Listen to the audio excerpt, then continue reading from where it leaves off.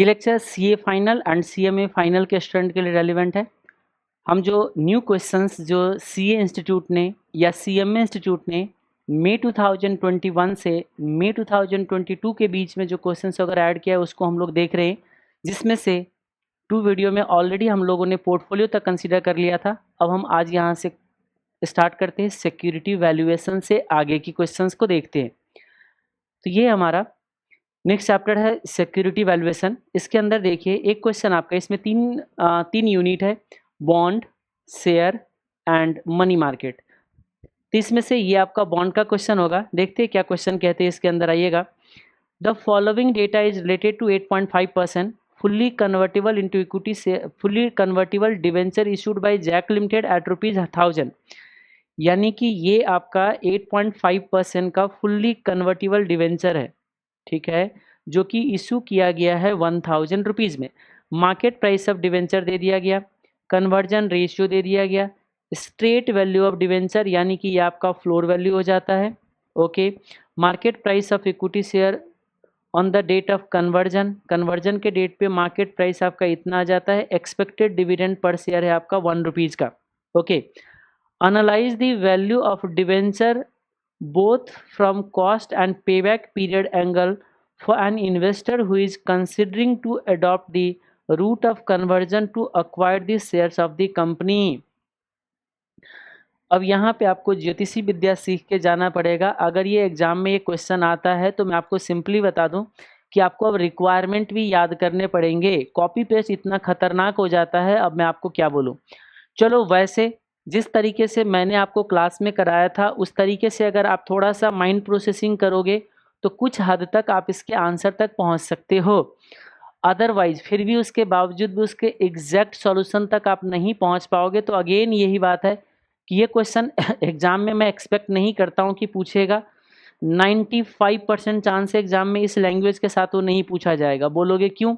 अगर आपको याद होगा तो हमने ये क्वेश्चन जब क्लास में इस तरीके का एक क्वेश्चन सॉल्व किया था। मैं थोड़ा देर के लिए अपने स्टडी में, आपने जो मॉड्यूल है, क्वेश्चन बुक है, उस पर हम चलते हैं।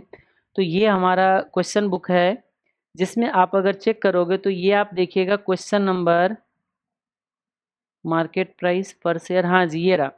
ये क्वेश्चन नंबर 12 का सी है, ठीक है। थोड़ा कटिंग कुटिंग है क्योंकि ये क्लास में हमने जो फास्टैग बैच लिया हुआ था उसमें कुछ लिखा हुआ था, तो अब उसी बुक को हमने अभी ओपन किया है तो सारा लिखा हुआ कटिंग शूटिंग है ही। तो ठीक है, कोई नहीं, आपको उस पर ध्यान नहीं देना है, बस आपकी जो लैंग्वेज उस पर ध्यान देखिए। ये क्वेश्चन नंबर 12 का सी है, मई 2018 में भी आया एग्जाम में, सप्लीमेंट्री स्टडी मैट में भी है, आरटीपी में भी देखो 3 बार डाल रखा है और इधर एक बार 4 टाइम से आरटीपी में भी पूछा गया है। इस क्वेश्चन में आपको याद आ रहा होगा, एक पूछा गया था कन्वर्जन वैल्यू ऑफ डिवेंचर। तो कन्वर्जन वैल्यू कैसे करते हैं, जितना शेयर और उसका प्राइस। मार्केट कन्वर्जन प्राइस आपको इसमें देखना, आप इसमें मैंने उंगली का निशान भी लगा रखा था कि याद रखिएगा मार्केट कन्वर्जन प्राइस जो बोला गया ना वो पैरिटी वाले हैं, यानी कि पैरिटी पे जहाँ पे बॉन्ड का प्राइस और कन्वर्जन वैल्यू दोनों क्या हो जाता है, इक्वल हो जाता है, ओके। फिर उन्होंने बोला है कि कन्वर्जन प्रीमियम पर शेयर। ये पर शेयर क्यों निकालेंगे बताइएगा आप मुझे। इसने बोला है तब पर शेयर निकालते हैं ना, ध्यान से देखते जाइएगा। अभी हम उस क्वेश्चन की बात नहीं करें जिसपे हम थे, जो एमटीपी में डाला है उस पर हम नहीं है अभी, याद रखिएगा आप, ओके। फिर कहते हैं premium over straight value of debenture, premium over straight value of debenture straight value से कितना ज़्यादा है। और फेवरेबल इनकम डिफरेंस, याद होगा प्रीमियम पेबैक पीरियड जब निकालते हैं तो उसमें फेवरेबल इनकम डिफरेंस निकालते हैं और प्रीमियम पेबैक पीरियड। ये इनमें कितने रिक्वायरमेंट था, 1 2 3 4 5 6 7 रिक्वायरमेंट दिया गया था, ओके। इस क्वेश्चन के अंदर एक आया, स्मार्ट लोग होते हैं ना, कुछ लोग जो अपने आप को स्मार्ट समझते हैं लेकिन वो स्मार्ट होता नहीं है। उन्होंने क्या सोचा कि अच्छा ये सारे जो रिक्वायरमेंट है ना वो तब एनालाइज किया जाता है जब हम ये डिसीजन लेते हैं कि आज हम बॉन्ड खरीदे या हम आज शेयर खरीदे। याद होगा ये सारे कॉन्सेप्ट जब भी हमने पढ़ाना स्टार्ट किया होगा तो सबसे पहले हमने यही चीज़ों को बेस बना के पूरे के पूरे कॉन्सेप्ट और लॉजिक को एक्सप्लेन किया था। इसमें लॉजिक और कॉन्सेप्ट को हमने ये एक्सप्लेन किया था कि देखिए यहाँ पे हमें शेयर बाई करना चाहिए या यहाँ पे हमें बॉन्ड बाई करना चाहिए, क्योंकि पता है कन्वर्टिबल बॉन्ड के अंदर अगर कोई आज के रेट पे बॉन्ड भी खरीदता है तो उसको यहाँ पे क्या मिलता है, शेयर ही मिलता है। तो हमने क्या बताया था, याद करो कि देखो जी बॉन्ड मिलता है अगर हमें 1200 का और हमें पता है कि शेयर हमें अगर 1000 पे मिल रहा है तो क्यों हम बॉन्ड के लिए महंगा पे करें। हमें तो पता ही है कन्वर्टिबल बॉन्ड है, तो जब कन्वर्टिबल बॉन्ड है तो वहाँ पे जाके तो हमें शेयर ही मिलेगा। तो जब पहले से ही पता है कि मुझे एक्सपायरी पे जाके यानी कि कुछ दिन के बाद मैच्योरिटी पे जाके मुझे शेयर ही मिलना है, तो आज से ही शेयर खरीद लेता हूँ, कम से कम 200 बच भी जाएगा।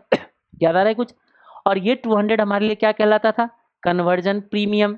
और यही कन्वर्जन प्रीमियम कितने दिन में रिसीव हो जाता है, सारे कॉन्सेप्ट एक दूसरे के साथ लिंक हुआ था। आप बोलोगे हाँ, लेकिन एक चीज याद रखिएगा, इस पूरे कॉन्सेप्ट के अंदर हमने जब पढ़ा था इसके लॉजिक को, तो इसके कहीं पे डाउन साइड रिस्क नहीं लिंक होता है। इसके अंदर मैं ये अगर बोलूँ कि मुझे बॉन्ड खरीदना चाहिए नहीं खरीदना चाहिए, तो इसमें क्या आता है कि देखिए कितना हमारा प्रीमियम है, कितना परसेंट का कन्वर्जन प्रीमियम है, कितने दिन हमारा फेवरेबल इनकम डिफरेंस है, कितने दिन में ये लगाए हुए 200 रुपये जो एक्स्ट्रा लगा रहे वो हमारा रिकवरी हो जाता है ना। इन सारे चीज़ों को हमने कंसीडर किया।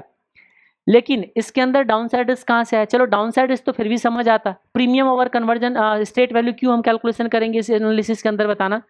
Premium over state value of debenture क्यों निकालेंगे, इसका क्या रेलिवेंस है उस एनालिसिस के अंदर। अब उन्होंने क्वेश्चन के अंदर दिया था, अब कुछ लोगों को भी लिंक ही नहीं कर पा रहा कि मैं कहना क्या चाह रहा हूँ। अरे कहना ये चाह रहा हूँ कि अगला जो क्वेश्चन है ना, क्वेश्चन नंबर 12 का सीए, ये क्वेश्चन में सीधा क्या कहता है, देखो क्वेश्चन में क्या कहता है, यहाँ ये एनालाइज करना है value of debenture both from cost and payback period angle for an investor who is considering to adopt route of conversion to acquire the share of the company। वो analyse करने को बोल रहा है कि वो जो इंसान शेयर खरीदना चाहते हैं कन्वर्जन के रूट से, उनके लिए आपको सारा का सारा एनालाइज करके देना है, डिवेंचर के वैल्यू को भी और उसके पेबैक पीरियड के बेसिस पे भी। तो अब आप मुझे बताइए, ध्यान से देखिए, पहला रिक्वायरमेंट क्या निकाला उसने, कन्वर्जन वैल्यू ऑफ डिवेंचर। ये देखते जाइए, ये देखते जाइएगा आप ध्यान से, मैं चलता हूं उस क्वेश्चन पे। ये देखो कन्वर्जन वैल्यू ऑफ डिवेंचर, याद रखना दूसरा क्वेश्चन है ये, उस क्वेश्चन को इससे कोई लेना देना नहीं है, ठीक है ओके। अगला निकालता है मार्केट कन्वर्जन प्राइस। इस क्वेश्चन के अंदर 12 सीए के अंदर निकालता क्या है, मार्केट कन्वर्जन प्राइस, जो कि यहाँ पे पूछा गया था, मार्केट कन्वर्जन प्राइस देख रहे हो आप। अच्छा जी, तीसरा निकाला है कन्वर्जन प्रीमियम। चलो कन्वर्जन प्रीमियम तो समझ आता है, भाई साहब तुमने पर शेयर क्यों निकाला, सीधा कन्वर्जन प्रीमियम निकाल देते हैं ना, परसेंटेज के बेसिस पे हमें पता चलता है कितने महंगा चल रहा है बॉन्ड। अच्छा अब देखिए इसमें, यहाँ पे देखिए कन्वर्जन प्रीमियम पर शेयर, बहुत बढ़िया। अगला क्या है, रेशियो कन्वर्जन प्रीमियम, ये देखो चलो शुक्र है एक नहीं निकाला उसने, रेशियो कन्वर्जन प्रीमियम नहीं निकाला, बहुत बढ़िया। आगे premium over state value of debenture, इसकी कोई रेलिवेंस नहीं है, नहीं निकालना चाहिए, चलो ठीक है। यहाँ पे देखिए निकाला भी नहीं इन्होंने, चलो इसको भी नहीं निकाला। अगला आप मुझे बताइए, फेवरेबल इनकम डिफरेंस जो है वो पेबैक पीरियड से लिंक है, तो फेवरेबल इनकम डिफरेंस और पेबैक पीरियड भी आनी चाहिए। इसने बोला कि देखिए फेवरेबल इनकम डिफरेंस और पेबैक पीरियड ये दोनों भी कैलकुलेट किया, यानी कि इन्होंने 5 चीज़ों को कैलकुलेट किया है, 1 2 3 4 एंड 5 चीज़ों को कैलकुलेट किया है, ठीक है। तो अगर आप याद रखना चाहते हो, जिस तरीके से मैंने कॉन्सेप्ट में एक्सप्लेन किया था, आप चाहोगे तो याद कर सकते हो, क्योंकि आपको पता होगा जब हमने कॉन्सेप्ट स्टार्ट किया था तो सीक्वेंस में ऐसे ऐसे बताया था कि कन्वर्जन का प्रीमियम कितना है, शेयर कितना, डिवेंचर कितना महंगा मिल रहा है, हाँ कितने परसेंट का कन्वर्जन प्रीमियम है हमारा, हाँ फिर उसके बाद कितना हमारा फेवरेबल इनकम डिफरेंस है, कितना हमारा पेबैक पीरियड है, ये सारे कैलकुलेशन करके और फिर आप इसको क्या कर सकते हो, एनालाइज करके दे सकते हो। मुझे नहीं लगता है कि इस तरीके से साइलेंट होके आएगा, क्योंकि यहाँ पे दिक्कत क्या होगा, अब कुछ स्टूडेंट हो सकता है बोलेगा कन्वर्जन वैल्यू ऑफ डिवेंचर क्यों निकाले, हम सीधा निकाल देते हैं मार्केट कन्वर्जन प्राइस। अब कुछ स्टूडेंट क्या होगा, इसमें से कुछ पॉइंट कंसीडर कर सकता है, कुछ पॉइंट को किसी और तरीके से भी निकाल सकते हैं। कुछ लोग सोचेगा मैं पर शेयर क्यों निकालूं, पर बॉन्ड निकाल देता हूँ, हाँ निकाल सकते हैं। तो यहाँ क्या होगा, answer student to student differ करेगा, तो इस तरीके के साइलेंट क्वेश्चन नहीं पूछना चाहिए, ये मुझे लगता है। फिर भी एक बार माइंड क्या कहते हैं, नज़र डाल के जाइए कि अगर सीधा साइलेंट होके बोलते एनालाइज करके दो, तो कम से कम 5 चीज़ तो हम निकाल के दे दे, कन्वर्जन वैल्यू निकाल के दे देंगे, पैरिटी पे कितना शेयर का प्राइस है, यानी कि बॉन्ड का प्राइस भी निकालो, शेयर का प्राइस भी निकालो, बॉन्ड का प्राइस सॉरी दिया ही हुआ है, शेयर का प्राइस निकाल लेना, ठीक है पैरिटी पे। फिर आपको क्या करना है, कन्वर्जन वैल्यू निकालना है, फिर कन्वर्जन प्रीमियम निकालना है, इनका फेवरेबल इनकम डिफरेंस निकालना है, और फिर आपको प्रीमियम पेबैक पीरियड निकालना है, और उसके बेसिस पे आप थोड़ा सा सारे के सारे एनालिसिस ऑलरेडी हमने बता रखा है आपको, एक एक करके उस एनालिसिस को आप लिख दीजिएगा पांचों के पांचों पॉइंट पे। ये जो है ना 5 पॉइंट पे एक एक लाइन का आपका कमेंट कर देना है, ये क्वेश्चन भी हो जाता है। अगला क्वेश्चन है हमारा 12.4 का, देखते हैं क्या है इस क्वेश्चन के अंदर। ये दिसंबर 2021 के ओल्ड सिलेबस के एग्जाम में 12 मार्क्स में पूछा गया। अच्छा 12 मार्क्स में, क्या बात है। आइए देखिए, Excel limited has issued callable 10% bond. Okay, callable bond मतलब आपको समझ आ गया होगा। कॉलेबल बॉन्ड का मतलब जो कि मैच्योरिटी डेट से पहले कॉल किया जा सकता है, यानी कि रिडम्पशन से मैच्योरिटी डेट से पहले जिसको रिडीम किया जा सकता है उसको कॉलेबल बॉन्ड बोलते हैं, with 30 years maturity. The issue size is 1 crore with a face value of ₹1000 पर बॉन्ड। एक बॉन्ड पे, एक बॉन्ड का प्राइस कितना है, फेस वैल्यू 1000 रुपीज का। बहुत अच्छा। The bond have been issued at a discount of 1.2% on the face value of the bond in the year 2011। अच्छा, 2011 में 1.2% डिस्काउंट पे इशू किया गया था। तो मैं अगर यहाँ पे इशू प्राइस कैलकुलेट करने की कोशिश करूँ तो 1000 माइनस 1.2%, तो इसका मतलब ये 988 में इशू होना चाहिए। अच्छा, आगे देखिए, कहते हैं कि the call option is available to Excel limited, यानी कि जो इशूअर है उसके पास कॉल ऑप्शन अवेलेबल है at the end of 10 year and 20 year from the time of issue of the bond. यानी कि ये कॉल कर सकता है at the end of 10 years के एंड पे भी कर सकता है, या फिर वो 20 ईयर के एंड में कर सकता है। The flotation cost was 1,50,000। Issue of the bond, the flotation cost was 1,50,000। Issue में यानी कि ये डिस्काउंट दिया था 1.2 का, और 1,50,000 का इसने फ्लोटेशन कॉस्ट भी दिया था। अच्छा, फ्लोटेशन कॉस्ट है 1,50,000 का। आगे पढ़िएगा। इन ईयर 2021, ये कब इशू किया गया था, याद रखिएगा। बॉन्ड इशू किया गया था, discount of the bond in the year 2021 और 11, और ये 21 पे आ चुका है। इसका मतलब 10 ईयर्स बीत चुका है, ये टाइम फ्रेम पे हम लोग ऑलरेडी पहुंच चुके हैं। Excel Limited has an opportunity to issue 8% bond at par with 20 years maturity worth 1 crore with a face value of 1000 per bond। हाँ, यहाँ पे क्वेश्चन के अंदर प्रॉब्लम है, याद रखिएगा। आपको याद होगा बॉन्ड रिफंडिंग डिसीजन हमने कराया था। जब हम कोई पुराने बॉन्ड को रिडीम करके जब नया बॉन्ड इशू करते हैं तो उसके अंदर जितने दिन का हमारा क्या कहते हैं, उसके अंदर जितना दिन रिमेनिंग लाइफ होता है उतने दिन का जब हम बॉन्ड इशू करते हैं तो जाके कंपैरिजन बनता है। वैसे इसमें कंपैरिजन शायद करने की ज़रूरत नहीं होगा, इसीलिए 20 ईयर्स की बॉन्ड इशू किया जा रहा है। ये चीज़ आपको दिमाग में रखना है। तो ठीक है, यानी कि हम सिंपली ऐसे कह सकते हैं, एक टाइमलाइन अगर बनाऊं तो इससे ज़्यादा थोड़ा सा क्लियर होगा आपका। ये देखिए, ये है हमारा 10 ईयर, ये है हमारा 20 ईयर्स। यहाँ पे 988 में इशू किया गया था, और यहाँ पे कह रहे हैं कि हम लोग क्या करेंगे, 8%, यानी कि जो आपका कितना कूपन था, इसमें कूपन जो था आपका पहले से आपका कूपन था 10% का। जो आप 10% खर्चे वाले बॉन्ड को कंटिन्यू कर रहे थे और आगे भी कंटिन्यू करते, है ना। और ये 30 ईयर का बॉन्ड था। एक और भी चीज़ याद रखना, ये हमारा 20 ईयर और 30 ईयर पे जाके मच्योर्ड होता। ओ सॉरी, ठीक था जी, हमने जो पहले बोला था ना कि रिमेनिंग लाइफ, क्योंकि 10 ईयर बाद कर रहे हैं ना तो 20 ईयर का ही करना पड़ेगा। ठीक है, कोई दिक्कत नहीं है। वो मैंने थोड़ा सा इंटरप्रेट अलग कर लिया था, क्योंकि 30 ईयर का मैच्योरिटी है, मैंने अज्यूम कर लिया था 20 ईयर है। बिल्कुल परफेक्ट है, क्योंकि यहाँ पे जो बॉन्ड इशू करोगे 20 ईयर मैच्योरिटी वाले ही इशू करना चाहिए, यानी कि परफेक्ट है, कोई दिक्कत नहीं है। ओके, तो अब देखिए इसमें ये जो हमारा 10 ईयर के टाइम पे है, हम कह रहे हैं कि 20 ईयर का 8% बॉन्ड इशू करेंगे। तो आपको याद होगा, पुराना बॉन्ड कंटिन्यू करोगा 10% का खर्चा आएगा, नए बॉन्ड अगर इशू करके हम अगर इसको कंटिन्यू करूँ तो हमारा 8% का ही खर्चा आएगा। ठीक है, यानी कि 2% का सेविंग होने वाला है। और फिर कहते हैं crore with a face value of 1000 पर bond, the old bond will be retired with the proceeds of the proposed issue. ध्यान से देखिए, कह रहे हैं कि the old bond will be retired with the proceeds of the proposed issue. यहाँ से जो पैसे आएगा उससे पुराने बॉन्ड को हम रिपे कर देंगे। The flotation cost of the present issue was 3 lakh. Okay, there will be an overlapping interest for a period of 3 months during the course of the present issue. Post tax cost of debt इतना percent, anticipated tax bracket 30%. You are required to advise whether the it can proposed with the proposal, क्या इसके साथ करना चाहिए या नहीं करना चाहिए। 12 के सीरीज में कैसे आ गया, 12 के सीरीज में ये तो बॉन्ड रिफंडिंग डिसीजन वाले हमारे क्वेश्चन जो है 15 का सीरीज था, वो बाई मिस्टेक यहाँ पे गलती से डाल दिया गया है। ठीक है, ये मिस्टेक है, ये हमारा इस कैटेगरी में नहीं जाना चाहिए था। 12.74 ये हमारा जाना चाहिए था बॉन्ड रिफंडिंग का बॉन्ड रिफंडिंग का जो कैटेगरी है हमारा 15th नंबर, ये 15th में ये हो जाता है। कभी कभी जब बुक हम लोग डिजाइन कर रहे होते हैं ना, तो गलती से कभी कभी हो जाता है, अब मैनुअली ही होते सब कुछ, यानी कि ये बॉन्ड रिफंडिंग डिसीजन का क्वेश्चन नंबर 15 के बी के साथ आपका एग्जैक्टली सेम है। याद आ रहा होगा आपको। यहाँ पे भी देखिए ओवरलैपिंग इंटरेस्ट होगा कहीं पे, ये रहा देखिए, ये रहा ओवरलैपिंग इंटरेस्ट, पुराना कितना है नया कितना है सारा कुछ है। तो क्वेश्चन तो इसमें कुछ भी नया नहीं है, बट हाँ ये क्वेश्चन जाना चाहिए इसका। ठीक है, अगेन रिपीट कर रहा हूँ, आप लोग अगर चाहोगे, अगर ये प्रिंट आउट करके बैठे हो तो इसको लिख लीजिएगा। इसका जो क्वेश्चन नंबर होना चाहिए ना 15.3 होना चाहिए, ये गलत हो गया है, तो इसको मैं री नंबरिंग करूँगा। इसको री नंबरिंग करेंगे 15.3 पे, इसको हम ट्रांसफ़र करेंगे, यहाँ पे हम इसको नहीं रखेंगे। चलिए, इसमें कुछ भी नहीं करना है, मुझे कुछ बताने लायक है ही नहीं। याद करिए क्या करते थे इस क्वेश्चन के अंदर, आज का इनिशियल आउटफ्लो निकालते थे और फिर एक बी पार्ट में हम लोग निकालते थे कि एनुअल सेविंग कैसे होगा।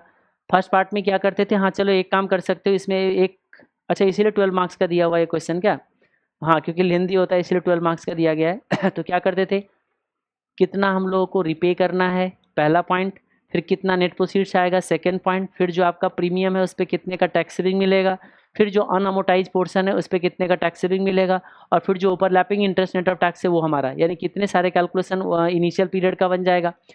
ये यानी कि ये देखो, ये आपका इस तरीके से कैलकुलेशन किया है, लेकिन आप अपने हिसाब से कैलकुलेशन कर लोगे, ज़्यादा बेटर रहेगा। बस लास्ट में जाके आपको एनपीवी निकाल लेना है।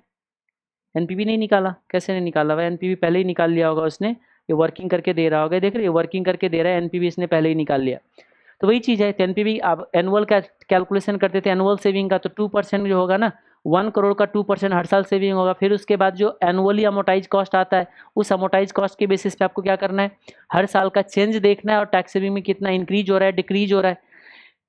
ओके चलिए अगले क्वेश्चन पे आते हैं, क्वेश्चन नंबर 13.7 पे देख क्या कहता है। ये भी जुलाई 2021 का ऑल्सो याद रखिए, ये क्वेश्चन में नया कुछ भी नहीं था।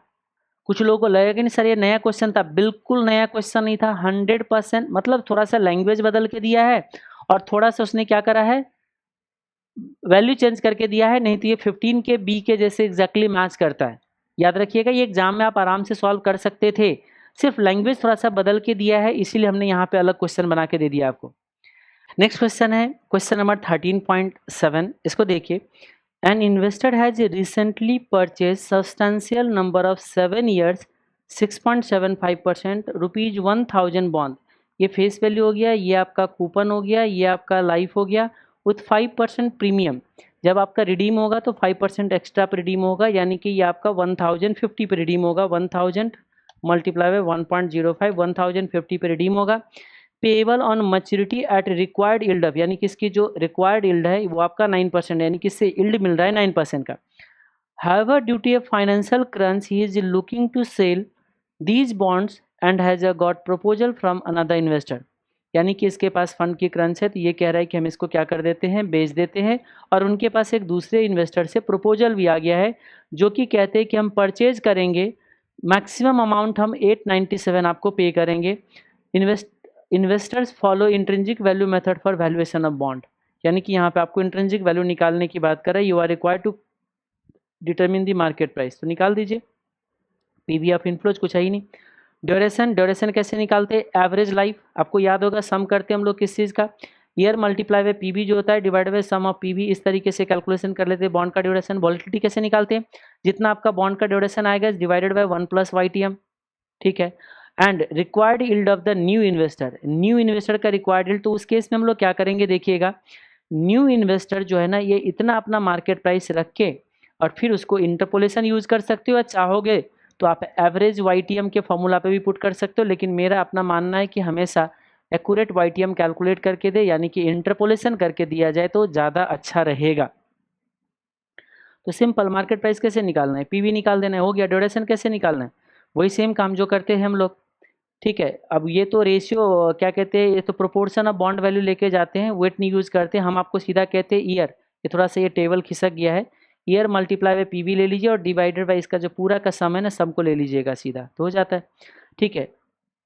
और आपका required yield of investor now latest discounted हो गया ना, इंटरपोलेशन ही यूज़ किया है, देखो डिस्काउंट रेट 9% अज्यूम किया, फिर अगले बार एक 12% अज्यूम किया, ठीक है। We need to increase discount rate, यानी कि ये आपका 12% और 9%, 9 एंड 12 के बीच में जो है ना 3% का गैप है, तो 3% गैप लिया है। मैंने आपको बोल रखा था 2% गैप के बेसिस पे इंटरपोलेट करके कैलकुलेशन कर सकते हो, तो इसका जो कैलकुलेशन हो क्या गया 9.39%, सिंपल, ठीक है। और आगे क्या कहते हैं, what is the relationship between price and yield, price और यील्ड के साथ इन्वर्स रिलेशन होता है, जब आप यील्ड बढ़ाते हो तो प्राइस घटता है, और ठीक है, और जब यील्ड घटाते हो तो प्राइस आपका क्या होता है, बढ़ता है। यही लिख के दिया होगा, relationship between price is opposite, यानी कि इन्वर्स होता है। एक क्वेश्चन है, क्वेश्चन नंबर 20 का क्यू, आइएगा देखिए क्या कहते हैं अभी। NM लिमिटेड यानी कि NML is aspiring to enter the capital market in 3 years time, 3 साल के टाइम पे ये कैपिटल मार्केट में एंटर करने का सोच रहा है। The board want to attain the target price of 70 for its share at the end of 3 years। अच्छा, यानी कि ये कह रहे हैं कि 3 ईयर के बाद हमें 70 रुपीज़ के टारगेट हम रखते हैं, ठीक है, जो कि कैपिटल मार्केट में एंटर करना चाहते 3 ईयर टाइम पे, यानी कि ये IPO लेके आना चाह रहा होगा 3 ईयर टाइम पे। तो ये कहते हैं कि 3 ईयर का टारगेट हम ₹70 का रखते हैं यहाँ का प्राइस का। The present value of its share is 52.03, अभी इस शेयर का वैल्यू जो है 52.03 का वैल्यू है। The dividend is expected to grow at a rate of 15% for the next 3 years, याद रखिएगा। The dividend is expected to grow at a rate of 15% for the next 3 years, यानी कि यहाँ पे जो ग्रोथ चल रहा है हमारा 3 ईयर के लिए 15% का ग्रोथ चल रहा है। ओके, NML यूज करता है dividend growth model for its projection, uses dividend growth model for its projection, ठीक है, इसको प्रोजेक्ट करने के लिए डिविडेंड ग्रोथ मॉडल को यूज करता है। Require return is 15%। You are required to calculate the amount of dividend to be declared by the board in the base year so as to achieve the target price। अच्छा, यानी कि इन्होंने आपको D0 ने calculate करने को बोला गया है।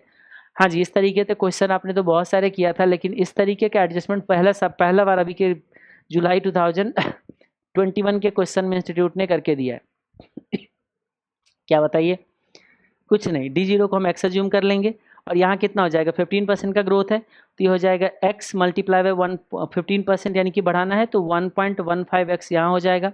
फिर इसको बढ़ाना है 15% से, तो 1.15 प्लस 15%, ये आ जाएगा आपका 1 पॉइंट। अब अगेन वहाँ पे यही चीज़ है, राउंडिंग ऑफ का डिफरेंस आएगा, 3225 आ रहा है, तो चलो कोई नहीं, आप पता नहीं इंस्टीट्यूट क्या करेगा, ठीक है, 3225 जो है वो x बन जाएगा, और उसका आगे जो बनेगा उसमें फिर 50% का ऐड कर दीजिएगा, और ये जितने भी वैल्यू है सबको अगर प्रेजेंट में लाओगे तो बन जाएगा। लेकिन इस क्वेश्चन के अंदर एक और खासियत क्या है, जितना परसेंट से आप बढ़ा रहे हो ना, उतने ही परसेंट से आप डिस्काउंट भी कर रहे हो, क्योंकि रिक्वायर रिटर्न है, इसलिए थोड़ा सा एक मजे के आ जाता है, इसमें कैलकुलेशन थोड़ा सा आसान हो जाता है। कैसे, सबसे पहले तो हमने क्या करा, देखिए यहाँ पे हमने जितना भी डिविडेंड था, ये D0 जो होगा ना वो 15% से बढ़ेगा, इसमें स्क्वायर यानी कि 2 साल का ग्रोथ ऐड करना है आज के डिविडेंड में, जैसे हमने बोला था यहाँ पे देखिए, यहाँ पे x में हमने 3 साल से बढ़ाया। अब आपको पता है कि D1, D2 और D3 और P3 सबको अगर डिस्काउंट करें तो ये हमारा प्रेजेंट वैल्यू आएगा वो, और आज का प्राइस इसने क्वेश्चन में दे रखा है 52.03 का, तो 52.03 पे आपको क्या करना है, लाना है। तो बस हो गया। D1 कितना है इसका, इसमें आप डिस्काउंट करो 1 ईयर से, इसको 2 ईयर से डिस्काउंट करो 3 ईयर से, और इसमें भी 3 ईयर से, तो क्या होता है दोनों तरफ 15% होने की वजह से एलिमिनेट हो जाते हैं, तो कैलकुलेशन थोड़ा छोटा हो जाता है। अब किसी के माइंड में आएगा सर इक्वल ना हो तो ठीक है ना, तो कैलकुलेशन कर लो एक्स के बेसिस पे, ये जो आएगा मान लीजिए 0.5 या 2 है, तो क्या हो गया, रेशियो आ गया, रेशियो कैलकुलेट करिए, वैल्यू निकाल दीजिए D1 सर D0, तो ये आपका 2 रुपीज़ का आ रहा है इस क्वेश्चन के अंदर। अब नेक्स्ट क्वेश्चन है क्वेश्चन नंबर 20.12, MTP May 2021 का क्वेश्चन है, देखते हैं क्या इसमें। You are interested in buying some equity stock of RK limited, the company has 3 divisions operating in different industries. अच्छा, 3 डिवीज़न है एक कंपनी का, यानी कि RK लिमिटेड का 3 डिवीज़न है। पहला डिवीज़न कहते हैं division A, captures the 10% of इस इंडस्ट्री सेल्स, यानी कि अपने पूरे के पूरे इंडस्ट्री के सेल के 10% ये कैप्चर करता है, which is forecasted to be 50 crore for the industry. और फिर कहते हैं इसमें कि of its industry sales which is forecasted to be 50 crore for the industry, यानी कि इसका सेल कितना होगा, 10% ऑफ 50 करोड़, 50 करोड़ पूरा इंडस्ट्री का है, और उसका 10% ये अगर फॉरकास्ट करता है, तो हम सिंपली कह सकते हैं 5 CR का जो सेल है ये डिवीजन ए का आता है। फिर यहाँ पे कहते हैं क्वेश्चन में कि division B and division C capture 30% and 22% 2% of their respective industry sale which are expected to be 20 crore and 8.5 crore respectively. अच्छा, अब इस केस में यहाँ पे बी डिवीजन है, यहाँ पे सी है, ये कैप्चर करता है 30% ऑफ 20 करोड़, यानी कि ये आपका 30% ऑफ 20 करोड़ का अगर देखा जाए 20 CR का 6 CR आ जाएगा इस केस में, और 2% करता है किसका 8.5 CR का 2%, 8.5 मल्टीप्लाई बाय 2%, इस केस में 0.17 CR बन जाएगा इसका। ओके, आगे देखिए इसमें क्या कहते हैं, division A traditionally had a 5% net income margin. अच्छा, इसका 5% जो है ना, इसका नेट इनकम अगर कोई देखेंगे तो 5% है, तो 5 CR का 5% अगर हम लोग चेक करें तो ये बन जाएगा 0.25 CR। ओके, 0.25 CR जो ये बन जाएगा। अब आगे देखिए कहते हैं इसमें अगेन कहते हैं कि ठीक है 25% net income margin. Okay, whereas division B and C 8% and 10% net income margin respectively. B and C के लिए कितना कितना परसेंट है, 8 एंड 10, 8 एंड 10, तो 8 आ जाएगा इसका 6 मल्टीप्लाई बाई 8%, ये बनेगा 0.48 CR इसका नेट इनकम बन जाएगा। और इस केस में इसने बोला था 10%, अब 0.17, तो ये बन जाएगा 0.017 CR बन जाएगा इसके लिए। होप ये कैलकुलेशन सही होगा, अगर कैलकुलेशन का मिस्टेक हो रहा होगा तो भी कोई बात नहीं, आप लोग जब हम सॉल्यूशन पे पहुंचेंगे तो वहाँ से, अरे क्या हो गया, पहुंचेंगे तो क्लियर हो जाएगा। अभी तो हम लोग फिलहाल क्या कर रहे हैं, एक क्वेश्चन को समझने की कोशिश करें कि कहाँ पे क्या चीज़ दिया गया है। ओके, अब आगे बढ़े अगर तो कह रहे कि RK limited has 3 lakh shares of equity stock, 3 lakh shares of equity stock outstanding which sells at ₹250। ध्यान से देखेंगे, यहाँ कह रही क्या है, 10 RK limited has 3 lakh equity shares of equity share outstanding which sells 250 पे। ठीक है, द कंपनी यानी कि आपका the company has not paid dividend since it started its business of 10 years ago. 10 साल से कोई डिविडेंड नहीं पे किया गया है। However, from the market source, you come to know that RK Limited will start paying dividend in 3 year time, यानी कि 3 ईयर टाइम पे डिविडेंड पे करने वाले आज से 3 साल बाद, एंड पे आउट रेशियो इज 30%। ओके, यानी कि हम यहाँ से 3 ईयर के बाद से डिविडेंड पे करना शुरू करेंगे, अभी तक नहीं पे किए हैं, आज 0 ईयर पे है, और पिछले 10 साल से भी हम नहीं पे करते आ रहे, हर बार डिविडेंड हमारा 0 है। आगे देखिए, अब कहते हैं कि expecting this dividend you would like to hold the stock for 5 years. इस डिविडेंड को एक्सपेक्ट करके आप 5 ईयर तक इस स्टॉक को होल्ड करना चाहते हो। By analysing the past financial statement you have determined that RK limited required rate of return is 18% and the PE multiple of 10 for the next year and on ending PE ratio of 20 at the end of 5th year are appropriate। अब यहाँ पे PE ratio भी बदल दिया, कहते हैं कि देखिए अगले साल 10 ईयर का हमारा 10 टाइम्स का PE रेशियो है, जबकि एंडिंग तक पहुँचते पहुँचते इसका PE रेशियो जो है आपका 20 पे पहुँच जाएगा। Okay, evaluate whether you will be in purchasing RK limited, क्या आप आरके लिमिटेड का शेयर खरीदना चाहते हो at this time based on your 1 year forecast. ध्यान से रखिएगा, whether you will be purchasing RK limited equity share at this time अभी based on your 1 year forecast, 1 साल के फॉरकास्ट को देख के। Price you will like to pay for stock of RK limited if you expect earning to grow 15% continuously, ignore taxation. और वैसे बोलता भी तो इक्विटी के वैल्यूएशन में टैक्सेशन का कोई इम्पैक्ट नहीं आता है, क्योंकि ऑलरेडी जो डिविडेंड होता है पोस्ट टैक्स होता है। PV factors are given below, 18% पे तो देना भी पड़ेगा क्योंकि रिक्वायर्ड रिटर्न 18% है, तो पीवी फैक्टर 18% से यूज होगा आपका। और एक चीज़ याद रखिएगा, दिए हुए पीवी फैक्टर को कभी भी इग्नोर नहीं किया जाता है, अपने कैलकुलेटर से यूज करके कभी भी आप लेके नहीं आओगे। ठीक है, तो हो गया। आप करना क्या है बताइए, आपको शेयर का प्राइस निकालना है, आज कितना शेयर का प्राइस होगा वो आपको कैलकुलेट करके देना है। ये क्वेश्चन ठीक ठाक दिख रहा है, ये क्वेश्चन एग्जाम में अगर आएगा तो हो सकता है आपको मिस्टेक हो जाए। ये क्वेश्चन को मैं आपको ज़रूर बोलूँगा एक बार पढ़ के जाइएगा। क्वेश्चन की इन्फॉर्मेशन को देख के ज़्यादा इन्फॉर्मेशन है लेकिन कोई कॉम्प्लिकेशन नहीं है, तो इसी तरीके के क्वेश्चंस जो है ना इंस्टीट्यूट फ्रेम करना चाहता है, तो ये क्वेश्चन आपको दिख सकता है एग्जाम में, जो मुझे लगता है। ठीक है, तो अब इस केस में हम अगर देखें तो देखो क्या करना है आपको। सबसे पहले तो आपको जो प्राइस निकालना है based on your 1 year forecast. एक साल का फॉरकास्ट क्या है, देखो यहाँ पे यही था ना कि पी रेशियो हमारा नेक्स्ट ईयर जो होगा 10 रुपीज़ का होगा। सबसे पहली बात, पी रेशियो को यूज करके जब भी हम मार्केट प्राइस निकालते हैं तो हमें चाहिए होता है ईपीएस। याद रखिएगा, ईपीएस से जो आप फॉरकास्ट करते हो, ईपीएस को पी रेशियो से मल्टीप्लाई करते हो तो मार्केट प्राइस आता है। लेकिन ये जो पी रेशियो बोला गया है नेक्स्ट ईयर क्या है, यानी कि एक साल के एंड में अगर पी रेशियो 10 होगा तो जो हम लोग प्राइस निकालेंगे ना वो हमारा 1 ईयर के एंड का प्राइस आएगा। लेकिन हमें प्राइस कब निकालना है, आज के रेट पे।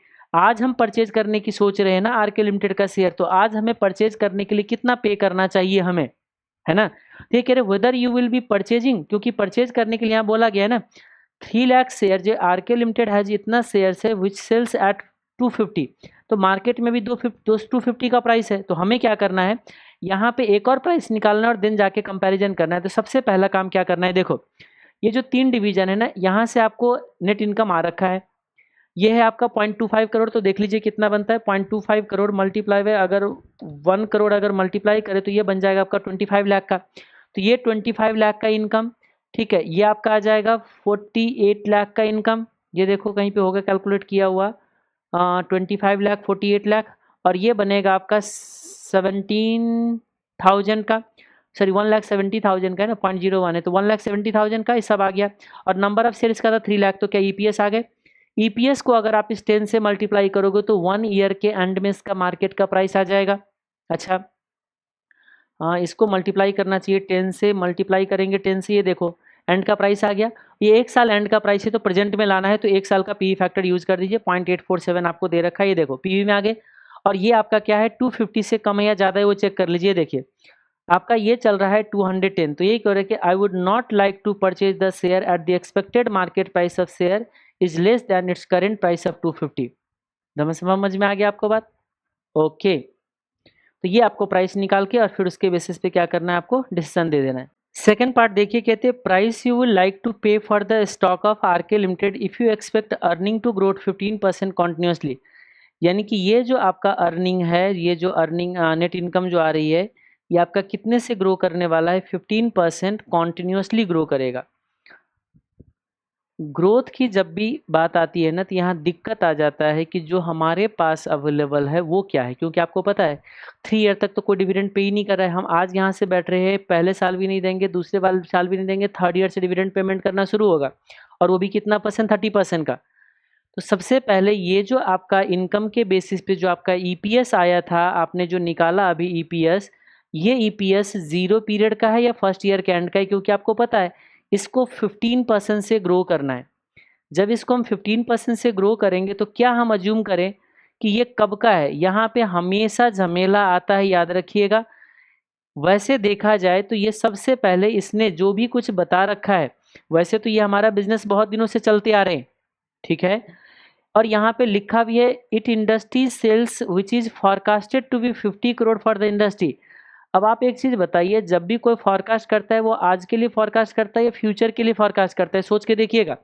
हम आज मान लीजिए यहाँ पे बैठे हुए हैं, हम ये सोच रहे हैं कि इंडस्ट्री का जितना हमारा इनकम होगा उसका 10% हम इंडस्ट्री कैप्चर करते हैं। जब इंडस्ट्री का इनकम आप फॉरकास्ट कर रहे हो, सेल, इंडस्ट्री का सेल अगर आप फॉरकास्ट कर रहे हो तो 1 ईयर एंड के लिए ही फॉरकास्ट करोगे। तो जब ये अगर हमारा 1 ईयर एंड का होगा तो इसका 10% जो हमने फॉरकास्ट किया था 5 करोड़ सेल, वो भी हमारा 1 ईयर एंड का होगा। और इसका जितना परसेंट का नेट इनकम था, हमारा नेट इनकम था आई थिंक इसका 5% का, तो 5% का इसका जो नेट इनकम हमने फॉरकास्ट किया वो भी हमारा फर्स्ट ईयर का एंड का होगा। तो कायदे से जो दिख रहा है ना, ये D1 दिख रहा है, यानी कि फर्स्ट ईयर एंड का ईपीएस दिख रहा है। तो इसका मतलब ये ऑलरेडी हमारा फर्स्ट ईयर का एंड का आ गया है, तो इसमें 15% का ग्रोथ ऐड करेंगे तो सेकंड ईयर एंड का आ जाएगा, फिर 15% ग्रोथ ऐड करेंगे तो थर्ड ईयर एंड का आ जाएगा। अब उसका जो ईपीएस आएगा उसका 30% हमारे लिए डिविडेंड बनेगा।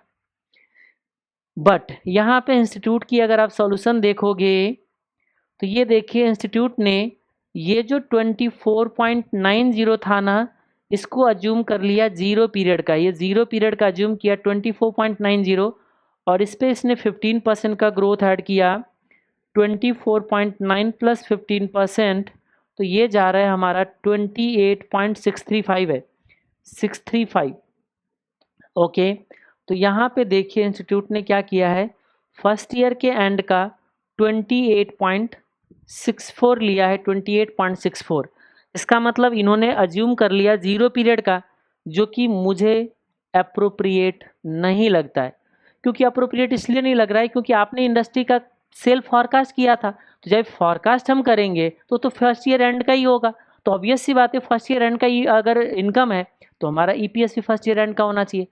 अब कुछ लोगों के दिमाग में आता है, अब एक चीज़ और सोचो ना, फर्स्ट ईयर एंड का ईपीएस था तभी तो आपने 10 रुपीज़ से जब मल्टीप्लाई किया था तो जाके फर्स्ट ईयर एंड का आपका प्राइस आया था ना। एक चीज़ सोच के देखो ना, यहाँ पे भी जो आपने प्राइस कैलकुलेट किया था eight the end of first year, expected market price at the end of the year, तो ये देखो फर्स्ट ईयर एंड का था, पी रेशियो से मल्टीप्लाई किया, ये प्राइस भी आपका फर्स्ट ईयर के एंड का आया। ध्यान सोचिएगा, और फर्स्ट ईयर के एंड का प्राइस था तभी तो इसको पीवी में कैलकुलेट किया तो यहाँ पहुँचे। तो ये मेरे हिसाब से अप्रोप्रिएट नहीं है। अब अगर ये एग्जाम में क्वेश्चन आता है तो हमें क्या करना चाहिए, अभी रिसेंटली पढ़ के गए हो तो याद आ ही जाएगा, और ऐसे भी ये क्वेश्चन जो है अभी तक एग्जाम में नहीं आया हुआ था, ये अभी का एमटीपी का क्वेश्चन है। तो मैं आपको बता दूं कि अब जब सजेस्टेड आएगा तो उस टाइम वो जीरो अज्यूम करके जाएगा या D1 अज्यूम करके जाएगा। तो यहाँ पे दिक्कत तो रहती है, हमेशा ही रहता है। तो मैं कुछ नहीं बोल पाऊंगा, बोलना क्या है, मैं तो अगर होता है एग्जाम में तो मैं तो जीरो ही लेके अज्यूम करूंगा, क्योंकि मुझे इतना याद नहीं रह सकता है। आपको 7 पेपर और भी पढ़ना है, सिर्फ यही पढ़ के नहीं जाना है एग्जाम में, इतना चीज़ याद नहीं रख सकते हैं। यानी कि इसका सिंपल सी मतलब है, जो अप्रोप्रिएट बनता है वो आप अजम्पशन दे के आइए, मार्क्स मिलना ना मिलना तो भूल ही जाओ, सजेस्टेड के सॉल्यूशन मैच होने पे भी मार्क्स नहीं मिलता है, और बहुत बार आधा अधूरा क्वेश्चन का भी मार्क्स पूरा मिल जाता है, आपने दिखाई देखा था कितने बार। इसीलिए स्टैंडर्ड डेविएशन पॉजिटिव और निगेटिव दोनों होता है, आपके फेवर में भी आ सकता है, आपके अगेंस्ट भी जा सकता है। इसीलिए मार्क्स के पीछे मत भागो, बस आप अपना अप्रोप्रिएट सॉल्यूशन दे के आइए। तो मैं तो बोलूँगा पहला साल का यही ले लेना आप, फर्स्ट ईयर का ये लीजिए, ये आपको E1 अज्यूम करना चाहिए। तो इसमें आपको 15% ग्रोथ करके E2 बन जाएगा, फिर 15% ग्रोथ करेंगे E3 बनेगा। तो ये आपका जो ले रखा है ना, इससे एक हमारा नीचे बनेगा, यानी कि ये जो जिसको 1 लिया है ये हमारा ऑलरेडी वो 24 वाले 1 में आता, तो थोड़ा सा आपका आंसर डिफर कर सकता है। अब आंसर के पीछे नहीं भागना चाहते तो ऑलरेडी आपके पास है, आप देख लीजिए, जितना आप याद रख सकते हो उतना कर लीजिएगा। अब क्वेश्चन में बोला गया था कि expecting this dividend you would like to hold the stock for 5 years. आप अगर 5 ईयर तक के लिए होल्ड करते हो तो आपको कायदे से इस शेयर का प्राइस आप निकालना चाहोगे 5 ईयर तक, यहाँ तक आप होल्ड करना चाहते हो इसको, तो P5 निकालना है। और आपको पता है P5 निकालने के लिए D6 और ऑनवर्ड की जो डिविडेंड होते हैं वो हम लोग कंसीडर करते हैं, तो हमें D6 तक जाना चाहिए यहाँ पे। ये तो 5 ईयर ही कैसे ले लिया भाई, 5 साल एंड का प्राइस निकालना है तो 5 साल का डिविडेंड कैसे ले लोगे। अच्छा सॉरी, ठीक है ठीक किया है, ये रहा ना 15% का ग्रोथ ऐड कर दिया, तो D5 ने लिया है, 6 लिया है, तो भाई यहीं पे कर लेते 6 ईयर लेके इस 15.02 में आप ऑलरेडी 15% का ग्रोथ ऐड करके ये हमारा बन गया D6, और D6 को करेंगे RR माइनस G, ये आ जाएगा 5th ईयर। और जितना डिविडेंड है ये सारे डिविडेंड को भी प्रेजेंट में लाओगे, ठीक है। इसमें आपको 3rd ईयर का P फैक्टर, इसमें 4th ईयर, याद रखना। इसमें जब इसने 1 ये लिया है तो हमारे केस की तरह जाओगे तो फिर सिचुएशन कुछ और बन जाएगा, ये बन जाएगा 24 पॉइंट समथिंग, बाकी प्रोसेस जो होगा वो सेम है रहेगा। तो PVF मार्केट प्राइस इतना आ गया, और बाकी जो 2 डिविडेंड था ना, 1 2 5 साल के एंड का है ना, तो 5 ईयर का प्राइस 6 ईयर ऑनवर्ड लिया, ये भी आना चाहिए आपका। ये लिया है कि नहीं लिया है PVF इनफ्लोज, और ये ले लिया ना, तीनों का ले लिया, 20.22 ये लिया और इसका PV ये लिया, तो इसका बनता है 271। तो कहते हैं मैक्सिमम प्राइस जो है ना, आप ज़्यादा से ज़्यादा 271 पे कर सकते हो, क्योंकि इसका जो फेयर प्राइस बताता है 271 बता रहा है। ओके, एक क्वेश्चन है, क्वेश्चन नंबर 22.2, देखिए इसमें क्या कहते हैं, share price after buyback and bonus issue. ये भी अगेन जुलाई 2021 का ही है। अब कुछ लोग के दिमाग में आ रहा होगा ये क्या कर रखा है, जुलाई 2021, जितने भी क्वेश्चन देख रहे हैं जुलाई 2021, बट ऐसा थोड़े ना है कि क्वेश्चन बिल्कुल ही नहीं पड़ा हुआ है जुलाई 2021। ओल्ड सिलेबस वाले को तभी तो हालत ख़राब कर रखा था जुलाई 2021 में, हालत ख़राब था सारे स्टूडेंट का। लेकिन देखोगे तो ऐसा नहीं बिल्कुल ही, हाँ थोड़ा सा डिफरेंट टाइप्स के क्वेश्चन जरूर डाला था, लेकिन कॉन्सेप्ट वगैरह सारे आपका क्या था, सेम ही था। चलिए एक और क्वेश्चन देखते हैं। SM limited has a market capitalisation of 3000 crore. Market capitalisation क्या होता है, सारे शेयर का जो मार्केट वैल्यू, उसको मार्केट कैप बोलते हैं। And current earning per share is 200 with earning price earning ratio 15 times. अच्छा थोड़ा थोड़ा सा लिखते जाते हैं ना, तो सारे वैल्यू हमें क्या हो जाता है, याद हो जाता है। मार्केट कैपिटलाइजेशन ऑफ 3000 करोड़, ठीक है। मार्केट कैप जो है ना इसका 3000 CR बनता है, जिसमें से EPS जो है वो है आपका 200 का, with a price earning ratio यानी कि PE रेशियो जो चल रहा है इसका 15 टाइम्स का। अब कहते हैं कि the board of director is considering a proposal to buy back 20% of the shares at a premium which can be supported by the financials of the company। यानी कि इसने 20% अपने शेयर को क्या कर रहा है,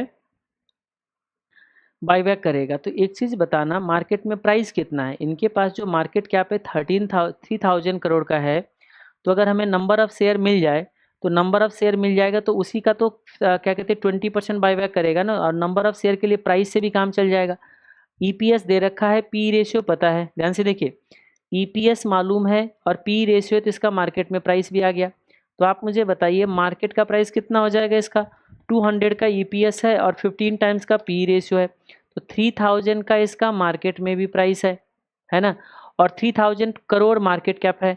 इसका मतलब इसका नंबर ऑफ शेयर जो है, इसका नंबर ऑफ शेयर जो है ये है आपका 1 CR का नंबर ऑफ शेयर है, जो मुझे अभी फिलहाल नज़र आ रहा है। The board of directors is considering proposal to buy back 20% of share at a premium which can be supported by the financials। 20% share यानी कि आपका 1 करोड़ का 1 करोड़ का 20% जो बन जाएगा आपका 20 लाख शेयर जो है ना, 100 का 20 लाख शेयर जो है ना आप बाई बैक करना चाह रहे हो।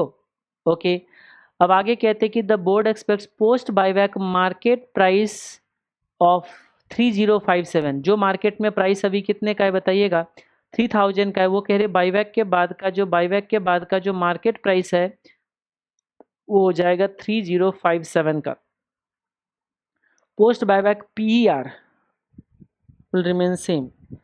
PER किसको बोला था उसने 1 मिनट पहले, प्राइस अर्निंग रेशियो को PER बोला था।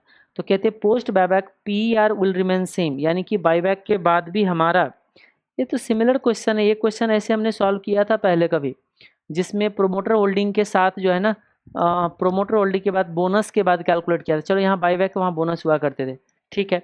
तो ये देखिए इसमें बोला गया है कि रिमेन सेम, तो यानी कि ये आपका सेम ही रह जाएगा ये बाद में भी।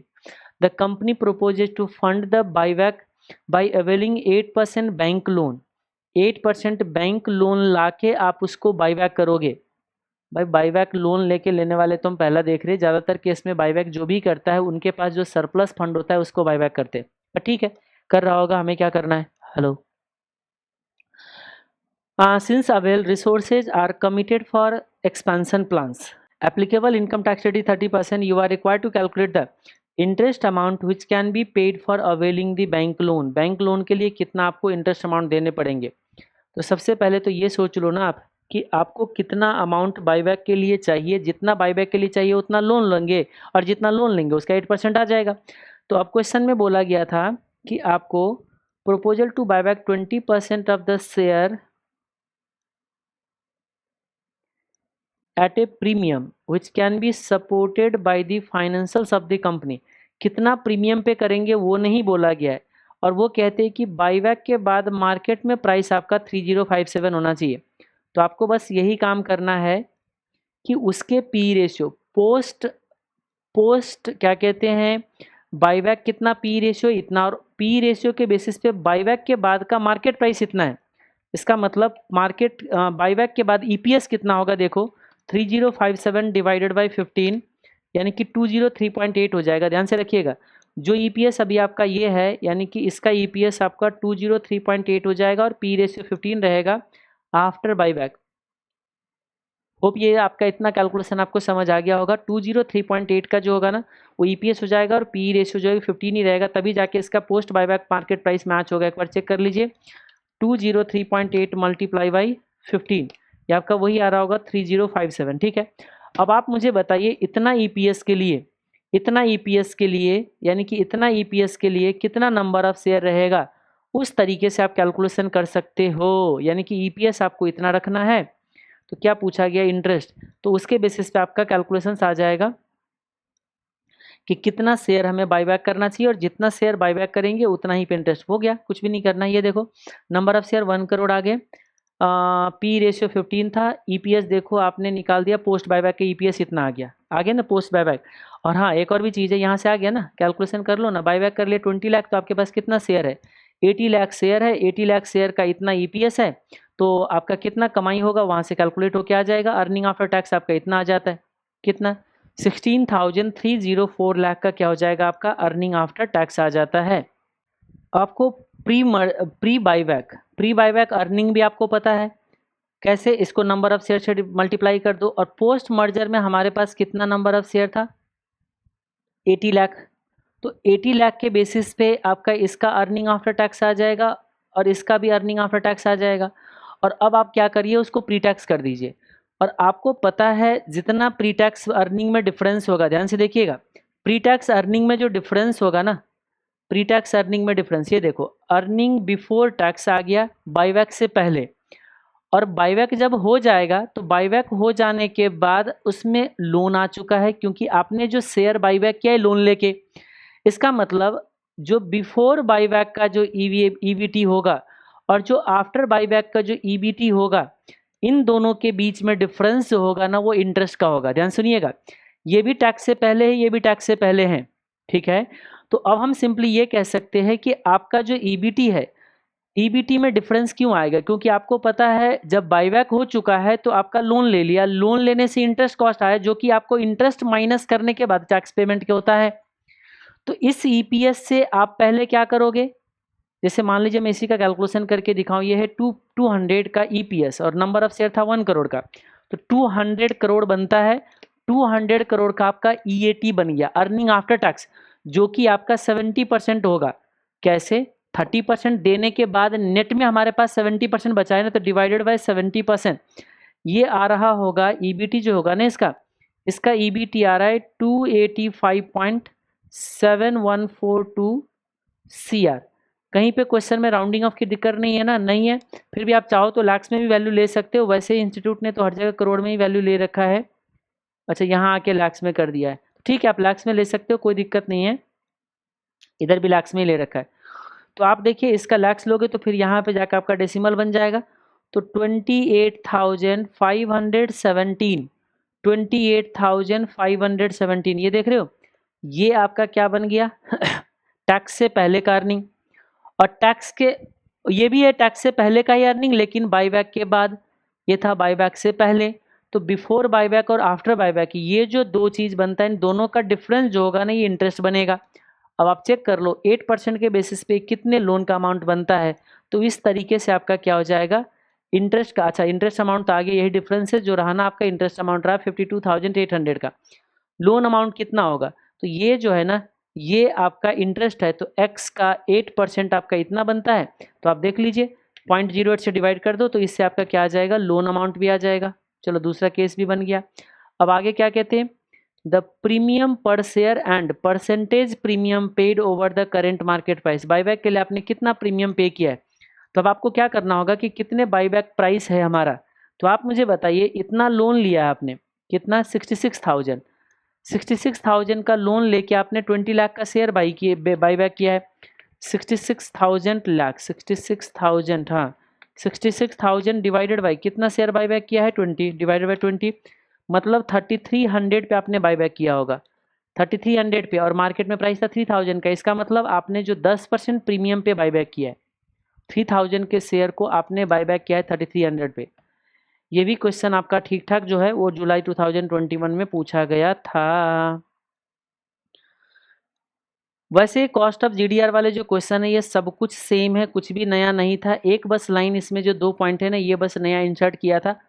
आप लोगों ने जीडीआर का क्वेश्चन पहले भी सॉल्व किया था कि कॉस्ट ऑफ जीडीआर निकालना था, अगर आपको याद होगा तो सब कुछ सेम है, बस इसमें ये 2 पॉइंट क्या करा था उसने, एडिशनली डाला गया था, ठीक है। तो चलो अगर आप इसमें, मुझे नहीं लगता कुछ बहस करने की ज़रूरत है, सिर्फ लास्ट में दिया गया है कि देखो पहले तो ये काम कर लो, GDR का कॉस्ट निकाल लो आप, ऑलरेडी हमने कैलकुलेशन करा हुआ है। What is your suggestion if the company receives an offer from US bank willing to provide an equivalent loan with an interest rate of 12%। पहले ध्यान से देखिए, GDR क्या था? नॉन US कंपनी का US में इक्विटी को लिस्टिंग कराना, सॉरी ग्लोबल है ना, GDR है ना, ग्लोबल है। ADR होता था अमेरिकन डिपॉजिटरी रिसीट। तो सब कुछ सेम था। मैंने क्या बोला था कि जो कॉस्ट ऑफ इक्विटी आएगा वही आपका कॉस्ट ऑफ GDR आएगा। यहाँ पे भी देख रहे हो 2 शेयर्स अंडरलाइन, यानी कि 2 इक्विटी शेयर के बदले 1 GDR इशू किया गया है। यहाँ पे देखो इसमें कुछ the issue shall be price at 10% discount to the market price. तो मार्केट प्राइस अगर 360 का है तो इस पर 10% डिस्काउंट पे जितना प्राइस बनेगा उसका 2 से मल्टीप्लाई करके, सब कुछ सेम है। देख रहे हो यहाँ पे नंबर ऑफ GDR भी निकालने को बोल रहा होगा, देख रहे हो, compute the number of GDR और कॉस्ट ऑफ GDR निकाल लिया।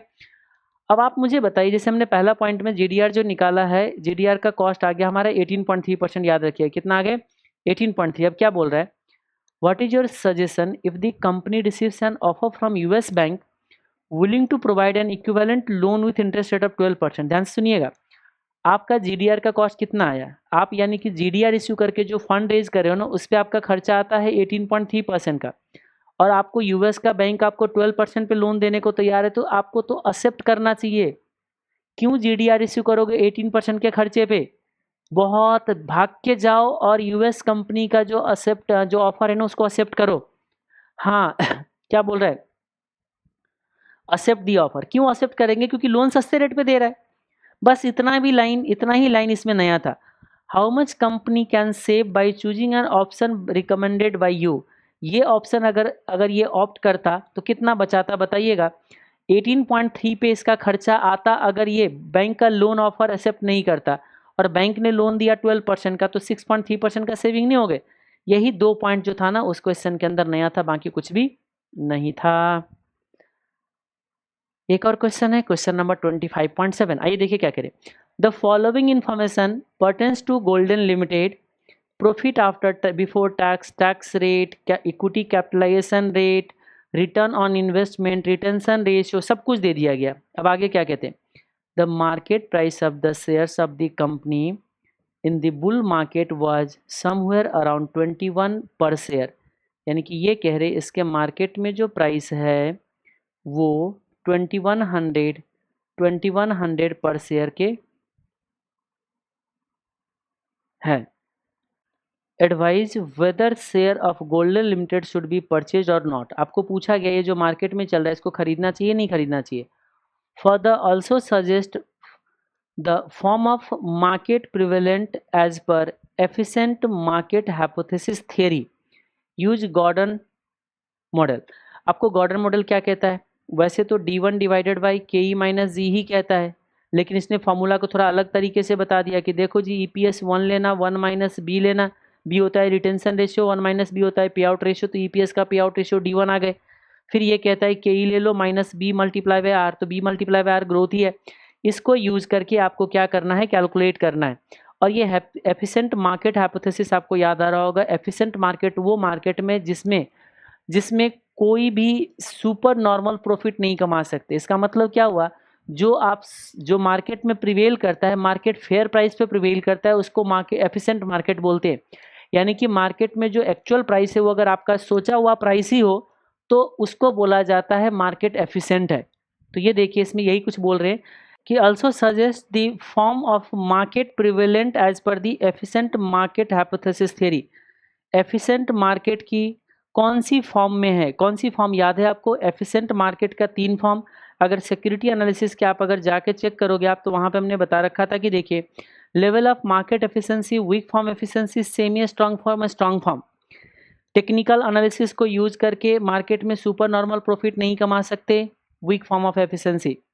ठीक है, एफिशिएंट मार्केट में यही बोला गया ना कि मार्केट एफिशिएंट तब होते हैं जब कोई भी पर्सन सुपर नॉर्मल प्रॉफिट नहीं कमा सकता है। मतलब जो आप सोचते हो वही मार्केट में प्रिवेल करता है, जो फेयर प्राइस जो सोचते हो वही मार्केट में प्रिवेल करेगा। तो इसका मतलब फेयर अगर एक्चुअल की इक्वल हो तो कोई सुपर नॉर्मल प्रॉफिट नहीं कमा सकते। तो ठीक है, चलिए आइए गॉर्डन मॉडल यूज कर लीजिए। कुछ तो करना ही नहीं, सब कुछ तो इसमें दिया ही हुआ। ये देखो ई मल्टीप्लाई बाई इतना सब कुछ दे रखा है, मार्केट में प्राइस आ गया 2333 का। अब क्या कहते हैं देखो, Despite the fact that market price of the share of the company during bull was around 2200, it is worth to purchase the same as intrinsic value of share is higher than the market price in the bull phase.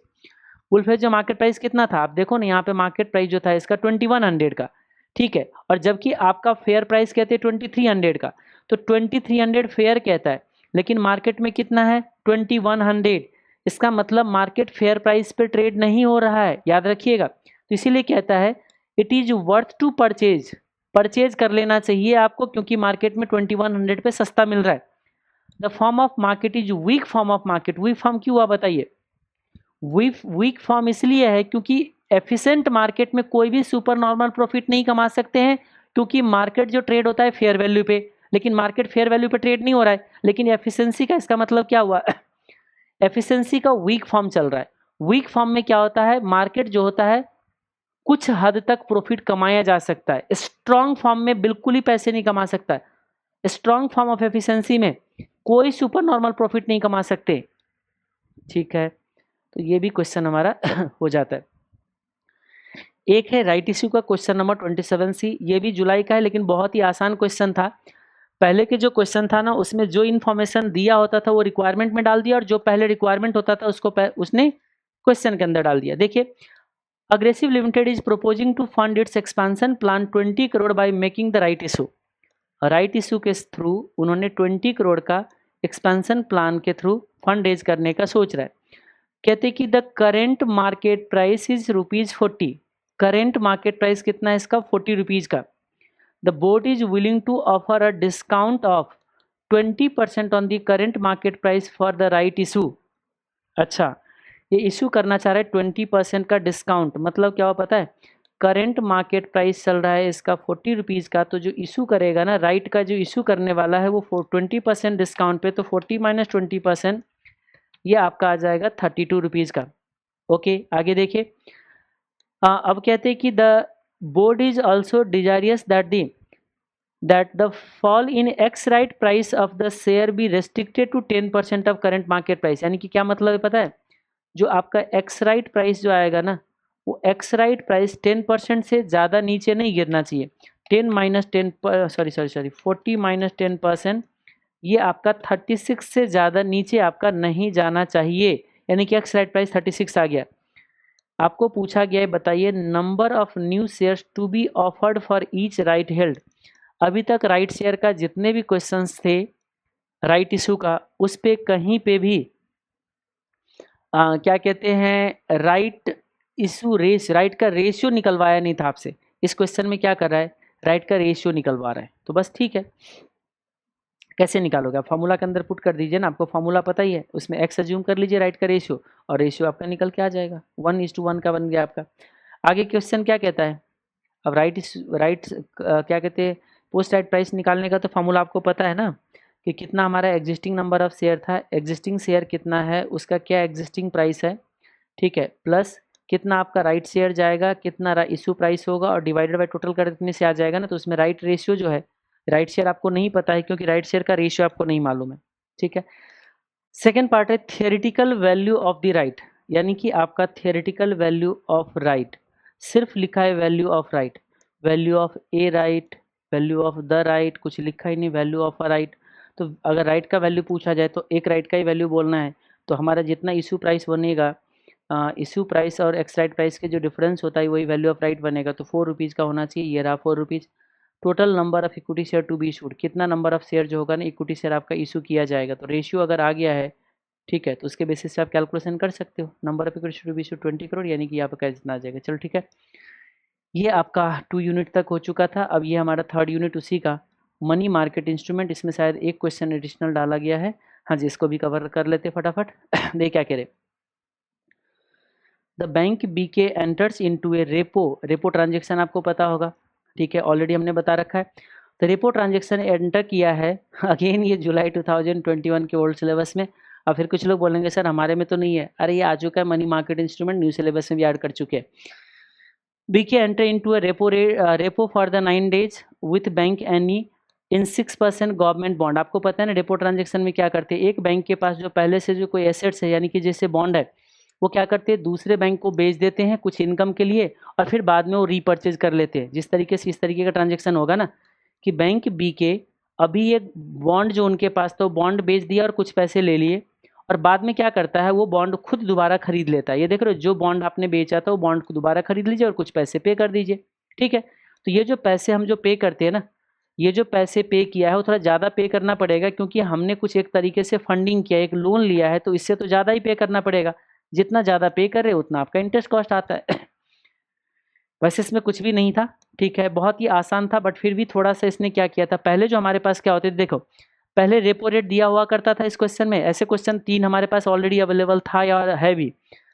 Repo rate पहले दे दिया करता था, अब इसने क्या कर लिया, दोनों लेग का अमाउंट दे दिया। देखो ये अमाउंट और ये अमाउंट दोनों दे दिए कि हम जब बॉन्ड बेच रहे हैं तो कितना रिसीव कर रहे हैं और जब दोबारा बॉन्ड रीपर्चेज करेंगे तो उस टाइम पे हम कितना पे कर रहे हैं, ये दोनों अमाउंट दे दिया। अभी तक क्या होते थे, रेपो रेट दे दिया जाता था और ये अमाउंट निकलवाता था हमसे। अब ये दोनों अमाउंट दे दिए, रेपो रेट निकलवा रहे हैं, तो क्या फर्क पड़ता है, हो जाएगा। डर्टी प्राइस आपको याद ही है, clean price plus accrued interest. Accrued interest कितना होगा, ये देखो कितने दिन के बाद बेचा जा रहा है, यहाँ से आपको क्लियर हो जाएगा। ये कहते हैं कि डेज ऑफ अक्रूड इंटरेस्ट का डेज है 240 डेज, तो 240 डेज के बेसिस पे कितना इंटरेस्ट अक्रू हुआ है, जितना कूपन रेट होता है कूपन रेट के बेसिस पे आपका इंटरेस्ट अक्रू होता है। तो अक्रूड इंटरेस्ट निकाल लोगे और क्लीन प्राइस कितना होगा, डर्टी प्राइस में से अक्रूड इंटरेस्ट माइनस कर दीजिए तो आ जाएगा। अगेन इसमें कुछ नहीं है, आप एक बार देखोगे तो क्लियर हो जाएगा। अब आते हैं हम लोग मर्जर एंड एक्विजिशन पे। ये देखिए, ये क्वेश्चन नंबर 6 का भी हमने इंसर्ट किया, वो 6 के ए के जैसे ही आपका सिमिलर है, 6 के सीरीज के जैसे। ये देखिए, C Limited and P Limited, both companies operating in the same industry, decided to merge and form a new entity S Limited. इस क्वेश्चन के अंदर थोड़ा सा दिक्कत क्या है आपको बता दूं, चलो पहले पढ़ लीजिए फिर आपको पता चल जाएगा दिक्कत क्या है इसमें। कह रही कि C और D का मिलन होगा और वो मिल के S Limited बनाएगा। The relevant financial details of two companies prior to merger announcement are as follows. Merger के अनाउंसमेंट से पहले सी लिमिटेड और डी लिमिटेड का कुछ इंफॉर्मेशन आपके साथ शेयर कर रहे हैं। और अब क्या कह रहे हैं, the merger will be affected by means of the stock swap. और फिर कहते हैं of 3 shares of C limited for 1 share of P limited. तो ध्यान से सोचिएगा, स्टॉक स्वैप कर रहे हैं 3 shares for 1 share of P limited, मतलब सी लिमिटेड का शेयर पी लिमिटेड को इश्यू कर रहे हो। ऐसे कैसे पॉसिबल हो गया बताइए, दोनों मिलके तो आपका एस लिमिटेड बन रहा है, तो एस लिमिटेड शेयर इश्यू करेगा ना, आप मुझे बताइए, एस लिमिटेड शेयर इश्यू करेगा। तो अब यहाँ पे कह रहे हैं कि merger will be affected by means of stock swap of share of C limited for 1 share of P limited.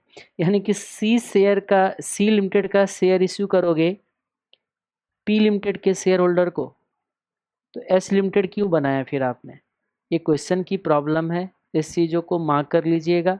अभी हो सकता है आपका कंसंट्रेशन पढ़ते हुए टाइम 100% ना हो तो आपको कुछ प्रॉब्लम नज़र नहीं आएगा, लेकिन जब एग्जामिनेशन में बैठे होते हो तो आपके कंसंट्रेशन 100% नहीं 200% 500% होता है, एक एक चीज़ आपको इमीडिएट क्लियर होता है, क्योंकि उस टाइम आपका जो 100% फोकस सिर्फ क्वेश्चन पेपर पे होता है, दुनियादारी किसी चीज़ से कोई मतलब नहीं होता है। तो वहाँ पे आपको क्लिक करेगा अरे ये कैसे हो गया, तो फिर उस केस में आप गलत इंटरप्रिटेशन भी ले सकते हो, इस बातों को ध्यान रखिएगा। तो बोलना क्या चाह रहे हो, हम ये कह सकते हैं कि पी लिमिटेड को सी लिमिटेड खरीद रहे हैं और सी लिमिटेड का नाम बदल के दे रहे एस लिमिटेड। इस तरीके से आप सोचोगे तो क्वेश्चन आराम से सॉल्व हो जाएगा, अदर प्रॉब्लम ही प्रॉब्लम नज़र आएगा। यानी कि पी लिमिटेड जा रहा है किस में, सी लिमिटेड में, और जो सी लिमिटेड है वो अपना नाम बदल के कर रहा है क्या चीज़, एस लिमिटेड। तो सारा क्वेश्चन की जो आपका सोच होगा वो इस तरीके से आएगा कि पी जो है वो सी में समा रहा है, बस simple. After the merger it is expected that due to synergic effect, अब सिनर्जिक इफेक्ट बताइए, सिनर्जिक इफेक्ट की वजह से annual earning are expected to be 8% higher than sum of the earning of the two companies individually. दोनों की जो earning है वो कैसे निकालोगे, आपका ये रहा ना एनुअल अर्निंग आफ्टर टैक्स, ये दोनों जो ऐड करोगे इसका दोनों को मिला के आपका कितने परसेंट ज़्यादा है, 8% ज़्यादा होगा। तो आप आराम से निकाल सकते हैं, देखो 8% बढ़ा दीजिए तो पोस्ट मर्जर अर्निंग आपका आ जाएगा। Okay, further it is expected that P ratio of S limited shall be, average of P ratio of two companies before merger, इन दोनों का जो है ना एवरेज जो होगा वो एस लिमिटेड का होगा। यानी कि आप ऐसे समझो, जब पी सी में आ जाएगा तो जो हमारा एस लिमिटेड बना है उसका जो पी रेशियो है दोनों का एवरेज है। Evaluate the extent to which share holder of P limited will be benefited per share from the proposed merger.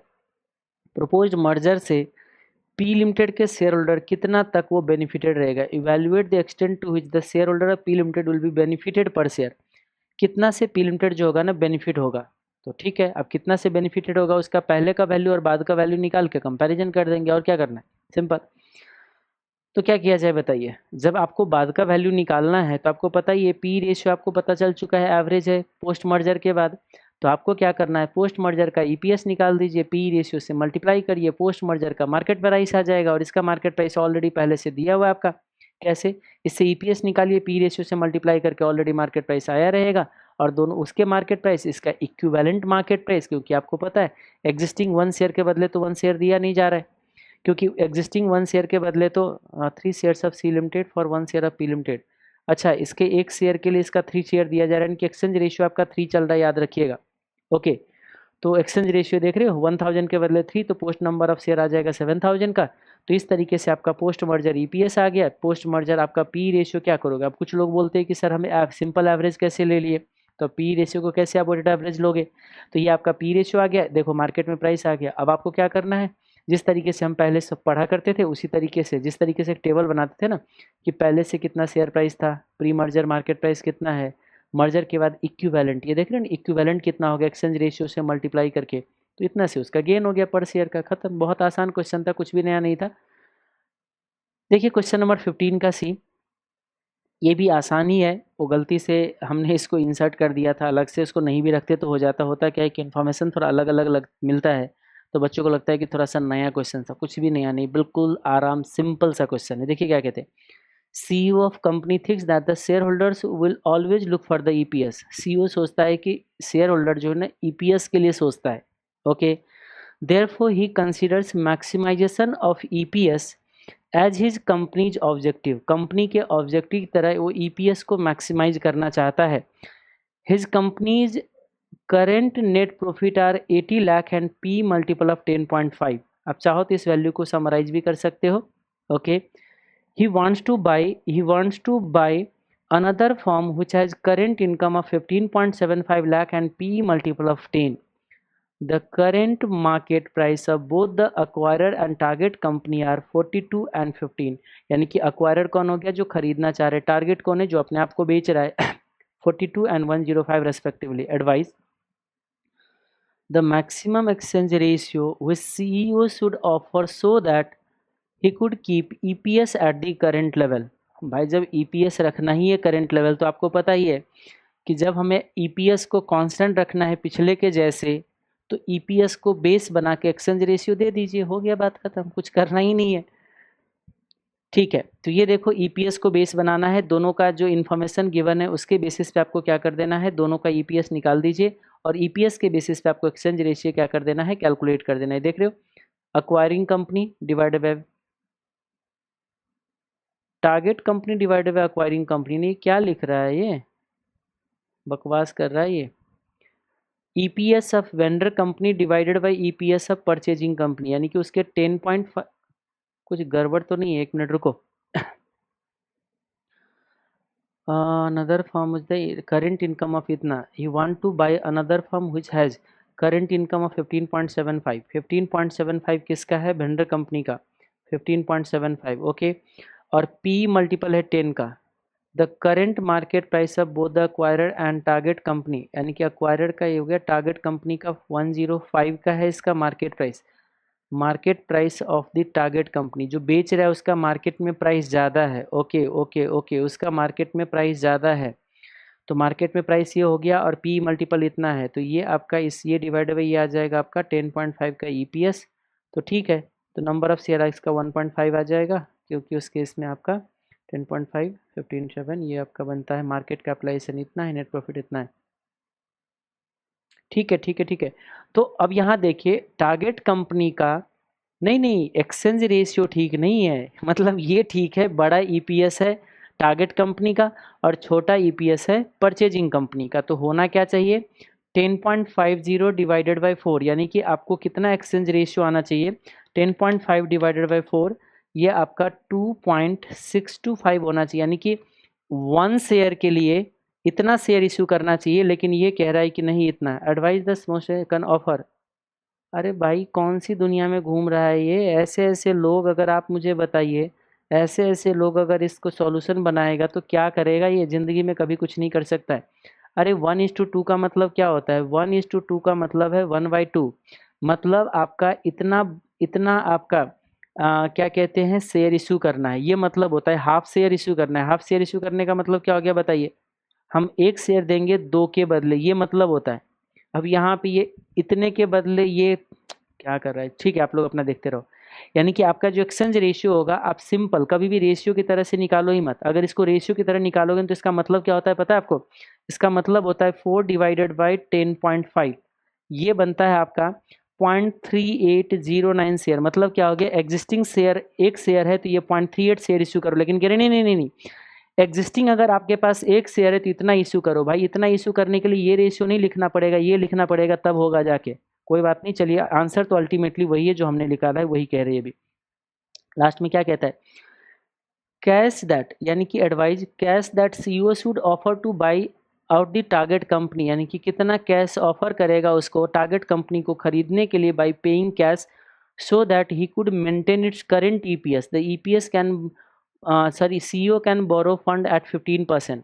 मतलब क्या हुआ, आप उसको कैश पे कर रहे हो। हाँ ये पॉइंट थोड़ा सा जो है ना ठीक ठाक था, इसीलिए शायद हमने इस क्वेश्चन को अलग से इंसर्ट कर दिया था, जो कि एमटीपी मई 2022 में डाला गया था। ध्यान से देखिएगा, इसमें सीईओ बोरो करता है 15% के रेट पे, और ईपीएस कहते हैं हमें सेम रखना है। ईपीएस किसका मैच होता है, वेंडर कंपनी का या परचेजिंग कंपनी का। याद रखिएगा, जब वेंडर कंपनी जब परचेजिंग में समा जाता है तो परचेजिंग कंपनी का जो ईपीएस होता है वो हमारा कंटिन्यू करता है।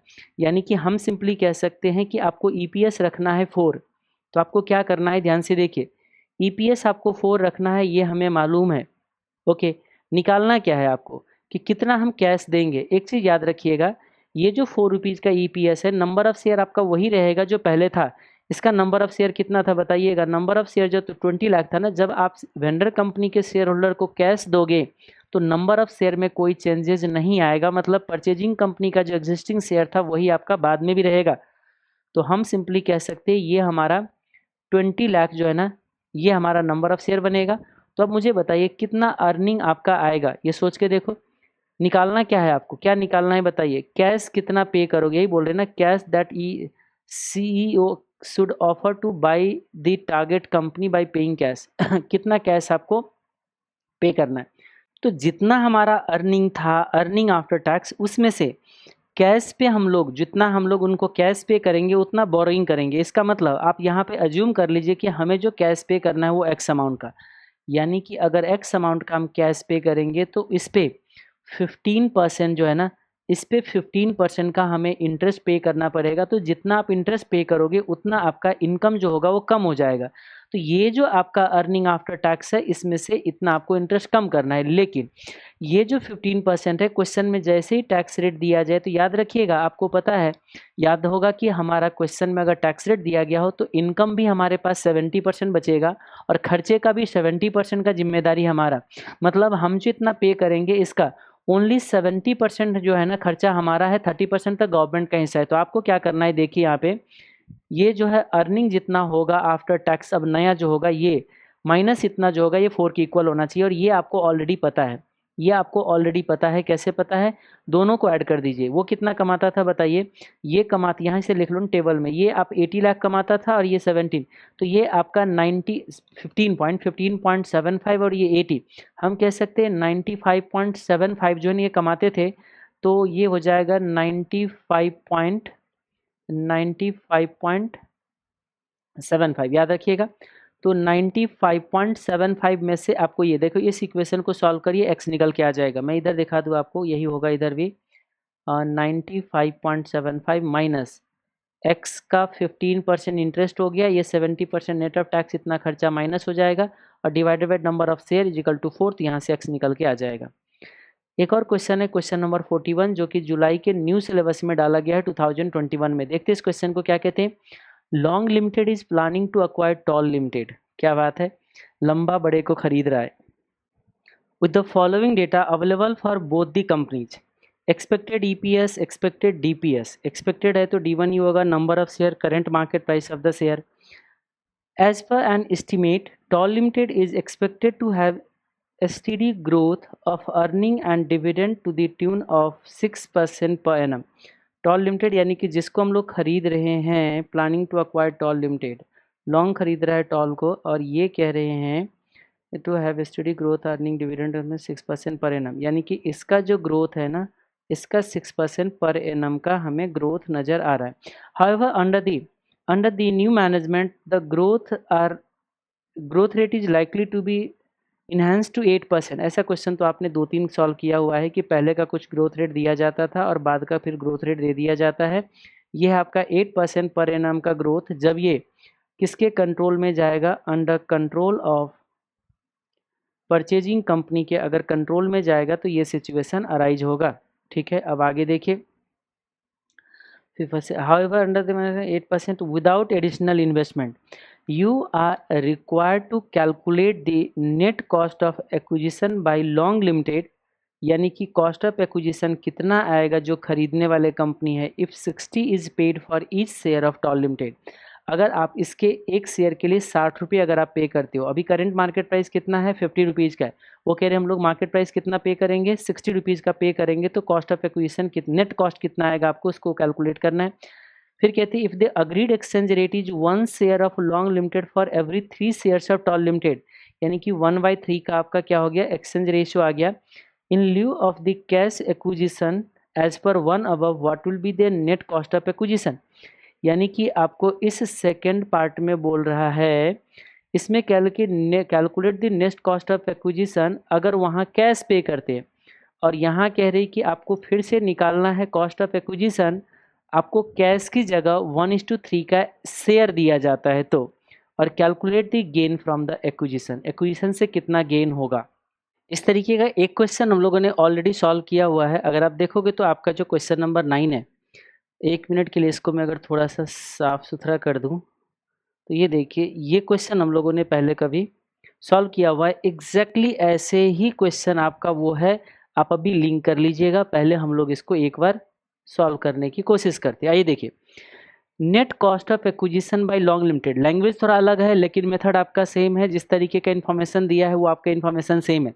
उसमें भी जाके चेक करोगे इस क्वेश्चन के अंदर तो यही था, देखिए कि पहले से 7% का ग्रोथ चल रहा था और इसके कंट्रोल में 8% का ग्रोथ जा रहा था, याद है कुछ, और एक जगह पे कैश पेमेंट किया जा रहा था और एक जगह पे शेयर ऑफर किया जा रहा था। एग्जैक्टली वही सेम चीज़ यहाँ पे भी है कि इसमें कह रहे हैं कि हम लोग कैश ऑफर कर रहे हैं, तो बताइए नेट कॉस्ट ऑफ एक्विजिशन क्या होगा। सबसे पहले आपको ये जानना है कि नेट कॉस्ट ऑफ एक्विजिशन क्या है। आपके दिमाग में ये आएगा कि जितना हम पे करेंगे वो है हमारा कॉस्ट ऑफ एक्विजिशन। कैसे, हमको 18 लाख शेयर के लिए हम 60 रुपीज़ पे करेंगे, तो 18 lakh share multiply by 60 rupees, यही हमारे लिए क्या है, कॉस्ट ऑफ एक्विजिशन है, 18 मल्टीप्लाई बाय 60। तो आपको लगेगा कि अच्छा 1080 जो है ना हमारा कॉस्ट ऑफ एक्विजिशन है, बिल्कुल सही है।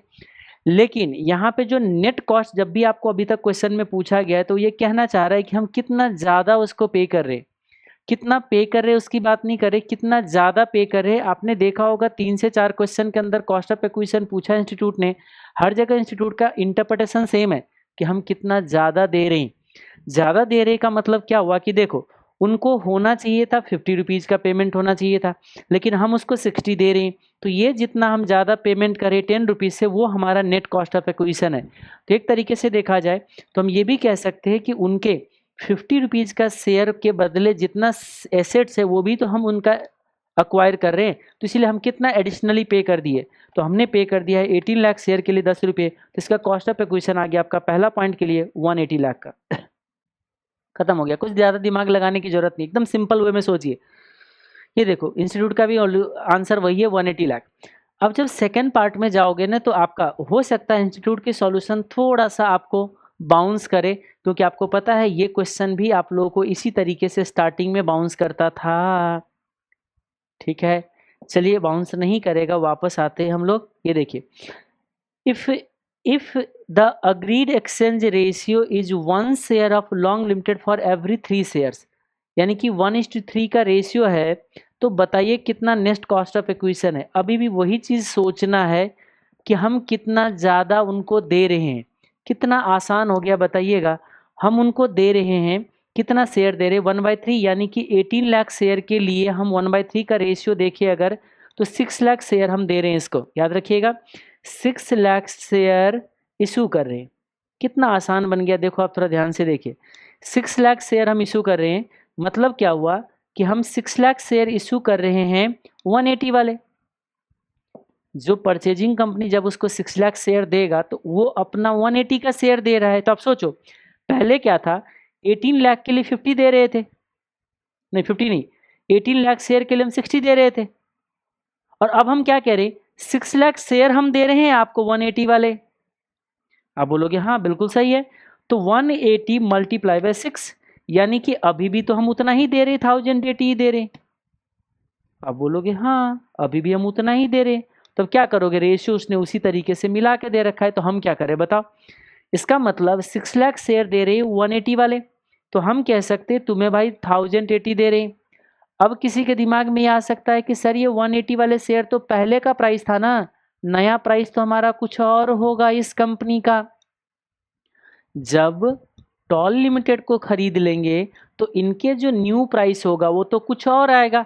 हाँ बिल्कुल कुछ और आएगा। और वो देखो ना अगले पार्ट में आपको गेन पूछ भी रहा है, और आपको याद होगा जब भी कभी हम गेन निकालते हैं तो हम ये देखते हैं कि परचेजिंग कंपनी का मार्केट में शेयर प्राइस कितना हुआ, उसके बेसिस पे दोनों के शेयर होल्डर के सिचुएशन को कंपैरिजन करके हम लोग लॉस गेन निकालते हैं।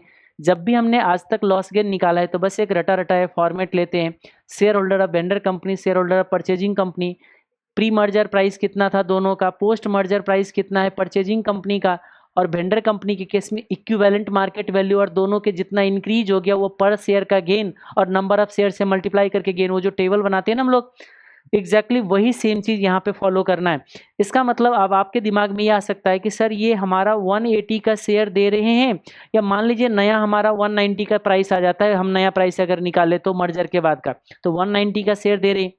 तो दोनों ओपिनियन बनता है, ठीक है, आपको जो मर्जी ले लीजिए। इंस्टीट्यूट ने भी शायद यहाँ पे, नहीं इंस्टीट्यूट ने कैलकुलेशन करके दे रहा है आपको, वही जो है कि प्राइस कैलकुलेशन करके आप जाओगे। हाँ यहाँ दे रहा है अल्टरनेटिवली, दोनों आंसर दे रहा है। ये देखो एक तो वही हो गया 180 लाख का जो अभी बताया आपको, कैसे देखो 6 लाख हम पे कर रहे हैं, 6 लाख शेयर दे रहे 180 के रेट वाले, तो 180 के रेट वाले अगर हमने शेयर दे दिया तो हमने पेमेंट कितना किया, 180 नहीं, हाँ 180 मल्टीप्लाई बाय 6, 1080 हम इसको पे कर रहे, देखिए हम 1080 पे कर रहे हैं, ठीक है। और इसका अपना वैल्यू कितना था, इसका अपना वैल्यू था 18 मल्टीप्लाई बाई 50, यानी कि 900 का वैल्यू पहले से था इनका, याद रखिएगा इनका पहले से 900 का अपना वैल्यू था, उसके लिए हमने जो पे किया है 1080, तो हमने एक्स्ट्रा कितना पे किया है 1080 माइनस 900 यानी कि 180 लाख जो है ना हमारा नेट एक्विजिशन कॉस्ट आएगा। तो यहाँ से आपका ये भी बन जाता है, कहाँ चला गया जी, 180 लाख जो है ना ये पेमेंट हो जाता है। सेकेंड पार्ट का भी ये एक आंसर तो आ गया। आप चाहो तो यही आंसर भी दे सकते हो, ये जो आपका सेकेंड ऑल्टरनेटिव है ना वो आसान वाले 180 आप सीधा दे दीजिए चल जाएगा।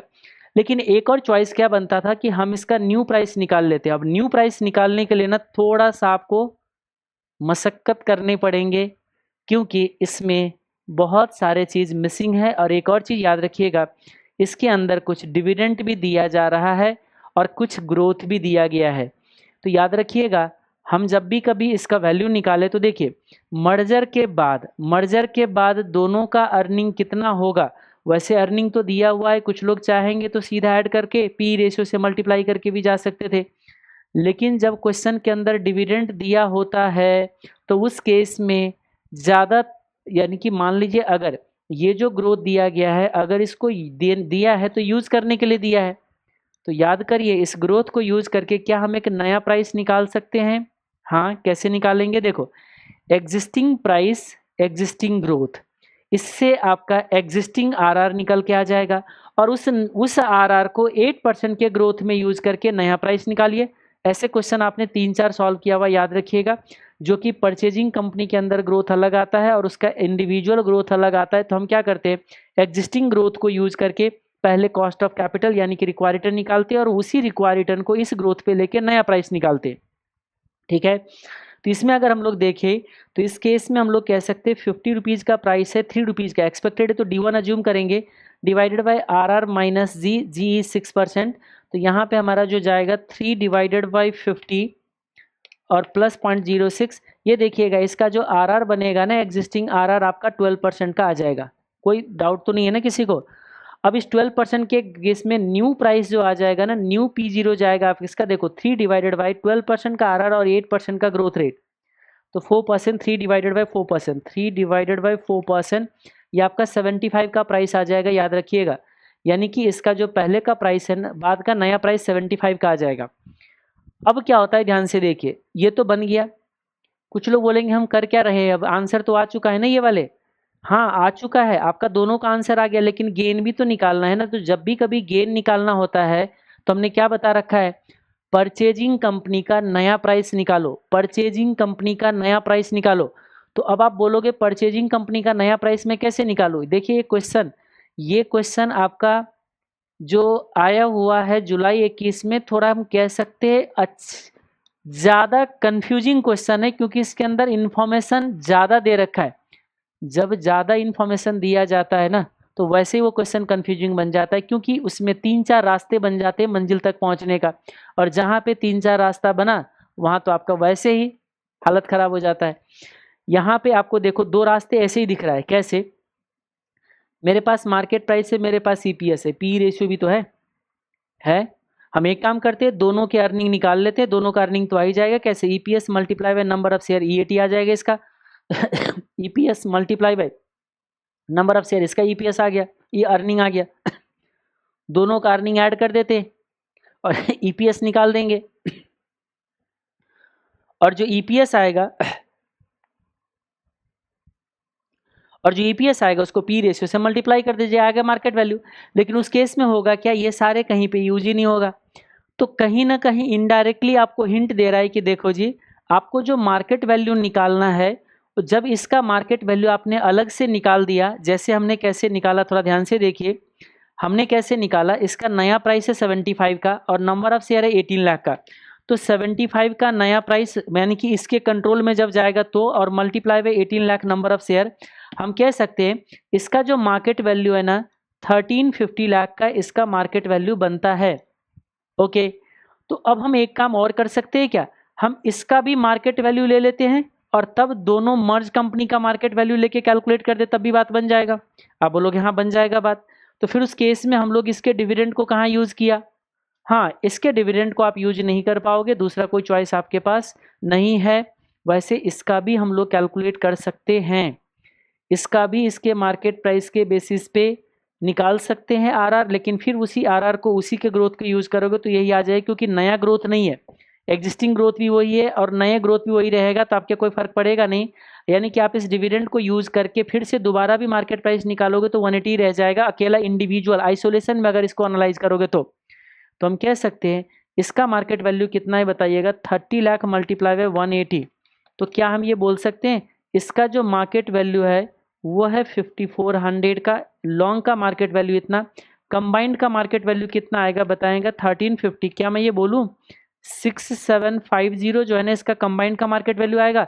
अब कंबाइंड का नंबर ऑफ शेयर से डिवाइड कर दीजिए, एक नया प्राइस आ जाएगा। देखते हैं इंस्टीट्यूट ने क्या किया है, 6750 ये देखो 6750 वैल्यू ऑफ मर्ज कम पर शेयर निकाल रहे ना, यानी कि मार्केट का प्राइस यही तो निकालना था, ये निकालना ही पड़ेगा।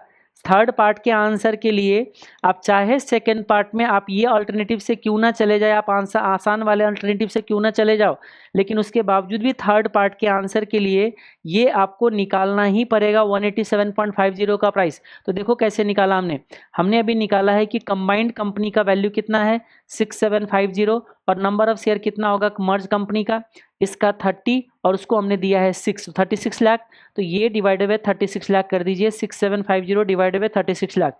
ये देखो प्राइस जो होता है मर्ज कंपनी का 187.5 आ गए, बस हो गए। अब ये 187.5 जो है ना, तो इंस्टीट्यूट ने क्या किया, इस सेकेंड पार्ट में भी जो उन्होंने सेकेंड आंसर दिया अल्टरनेटिव, वो ये किया है, देखो कि हम कितना पे कर रहे हैं, कितना शेयर दे रहे हैं बताइएगा। हम दे रहे हैं उनको 6 लाख शेयर इस रेट वाले का, तो हम उनको दे रहे हैं 6 लाख शेयर 187.5 के रेट वाले, तो हम कह सकते हैं 1125 लाख पे कर रहे हैं, 1125 लाख से पे कर रहे हैं। जो हमने पहला अल्टरनेटिव में बोला ना कि 1080 पे कर रहे हैं, हम कहते नहीं नहीं 1125 से कर रहे हैं, और 900 लाख उसका पहले का वैल्यू था, तो -900, यानी कि आपका जो एक अल्टरनेटिव आता है उस अल्टरनेटिव के अंदर हम कह सकते हैं 225 लाख का नेट कॉस्ट ऑफ एक्विजिशन है इस पार्ट का।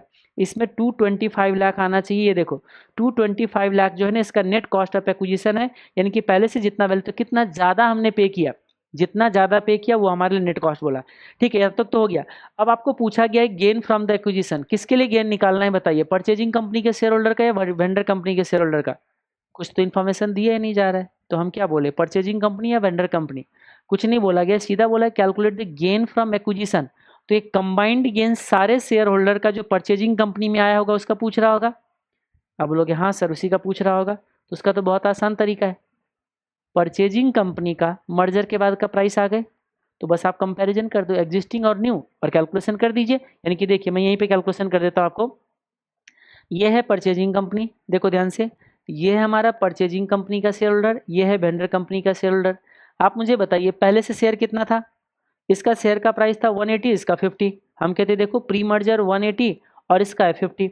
अब क्या कहते हैं पोस्ट मर्जर मार्केट में प्राइस कितना हुआ, पोस्ट मर्जर मार्केट में प्राइस कितना हुआ, अभी तो हम लोगों ने निकाला था, देखो पोस्ट मर्जर मार्केट प्राइस हो गया 187.5। ठीक है, तो 180, और ये इसी तरीके से याद रखना, इसी तरीके से जो मार्केट वैल्यू है ना हमने इस क्वेश्चन में भी निकाल रखा था, याद करिए जाके एक बार सॉल्यूशन को रिवाइज कर लीजिएगा, बीसीडी और एएफसी वाले क्वेश्चन में इसमें भी वही काम किया था। मर्जर के बाद का वेंडर कंपनी का वैल्यू और परचेजिंग कंपनी का वैल्यू दोनों को मर्ज किया, मर्ज कंपनी का मार्केट वैल्यू आया, नंबर ऑफ शेयर से डिवाइड किया, एक शेयर का मार्केट में प्राइस आ गया हमारा।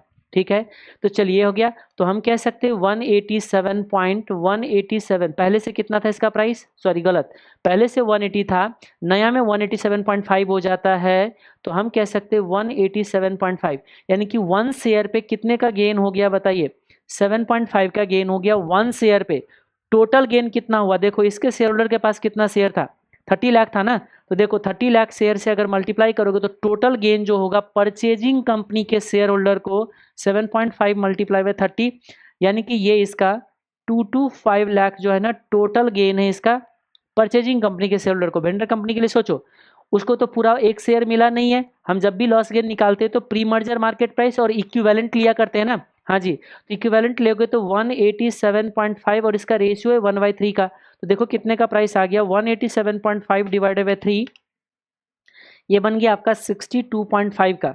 ओके, इसका मतलब 1 शेयर पे 12.5 का गेन हो गया, और इसके पास टोटल नंबर ऑफ शेयर कितना था 18 लाख का, तो उस केस में इसका जो टोटल गेन बनेगा multiply by 12.5 multiply by 18 lakh, यानी कि इसका बन जाएगा 18 लाख नंबर ऑफ शेयर, और एक शेयर पे 12.5 बना, 12.5 मल्टीप्लाई बाय 18, दोनों मैच हो रहा है, ऐसे कैसे हो गया 225, यानी कि इसका टोटल गेन जो हो गया इतने का, इसका टोटल गेन हो गया इतना, यानी कि total gain of all share holders जो बनेगा ना, total gain of all share holders बन जाएगा 225 प्लस ये बन जाएगा 450 का, जो मुझे दिख रहा है 450 का टोटल गेन हो जाना चाहिए।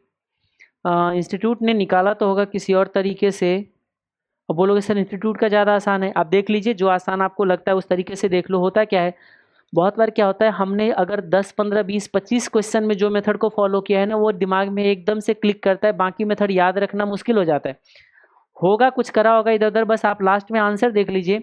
गेन फ्रॉम एक्विजिशन निकाला है सीधा 450 लाख का, 450 लाख का गेन निकाला है, हमने भी 450 लाख का निकाला है, तो बस गेन से आपको मतलब है, बाकी मेथड को आप उसको देखते रहिए। कंबाइंड अर्निंग निकाला है, फिर पी रेशियो यूज़ किया है, आप देखते रहिएगा। ठीक है, तो इसमें क्या दिक्कत लगेगा, अगर इस तरीके से जाना चाहोगे ना तो कहीं ना कहीं आपको ये इन्फॉर्मेशन जो है ना यूज नहीं होते हुए दिखेगा, उससे ज़्यादा बेटर है आप हमेशा आप एक फ्लो बना के जाइए कि नए कंपनी का जो परचेजिंग कंपनी उसका नया प्राइस निकाल के ही गेन लॉस निकालेंगे। हर क्वेश्चन में हमने एक ही मेथड को फॉलो किया है, क्योंकि इंस्टीट्यूट क्या करता है, किसी क्वेश्चन में कोई और मेथड, किसी क्वेश्चन में कोई और मेथड यूज कर लेता है, और उस केस में जो है वो थोड़ा सा दिक्कत हो जाता है। इसी के साथ हमारा ये क्वेश्चन भी हो जाता है। एक क्वेश्चन है क्वेश्चन नंबर 42, ये आपका MTP नवंबर 2021 में डाला है। ठीक है, ये क्वेश्चन तो है तो बहुत आसान, लेकिन छोटा सा था, एक बार नज़र डाल लोगे तो हो सकता है एग्जाम में दिक्कत नहीं आएगा अगर ये पूछ दिया जाए तो। Snake Limited is taking over Leisure Limited, both are listed companies. P ratio of Lizard Limited has been low as 4 and as high as 7 is currently 5।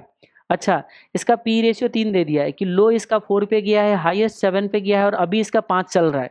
3 P ratio है एक ही कंपनी का। अच्छा, Lizard Limited is previous year EPS was 3.40, इसका पिछले साल EPS 40 था, और आने वाले जो है ना इसका 4 रुपीज़ होने वाला है, यानी कि 3 EPS और 2 आपका क्या दे रहा है इसमें, सॉरी 3 P रेशियो 2 EPS आपके सामने दे दिया गया है। अब देखिए इसमें क्या कहते हैं, determine the different range of value of share using PE model. PE model को यूज करके determine the different range of value. याद रखिएगा ये क्वेश्चन के अंदर क्या हुआ है, मिस हो गया है। ये क्वेश्चन के अंदर ये लाइन है, लेकिन जो हमने बुक में डाला है ना उसमें से गलती से ये लाइन जो है ना वो मिस हो गया है। तो ये लाइन आपका क्वेश्चन का पार्ट है, ये MTP में दे रखा है। तो आपको डिटरमिन करना है डिफरेंट रेंज ऑफ वैल्यू। अब एक चीज़ बताइए, P मल्टीपल यूज करना है तो आपको तो पता है ना P मल्टीपल कैसे आता है, EPS multiply by P ratio. आप बोलोगे अच्छा EPS multiply by P ratio, हाँ। तो अब आप मुझे बताइए EPS multiply by P ratio देखूं तो यहाँ पे P रेशियो तो दे रखा है इंस्टीट्यूट ने 3 और EPS दे रखा है 2। तो क्या रेंज, और पूछा भी गया है रेंज, तो कहीं ये तो नहीं कहना चाह रहा है कि अच्छा जी रुको रुको रुको ये EPS होगा, जैसे कि हमारे केस में क्या दिया है, देखो हमारे केस में एक काम करता हूँ मैं यहाँ पे लिख लेता हूँ।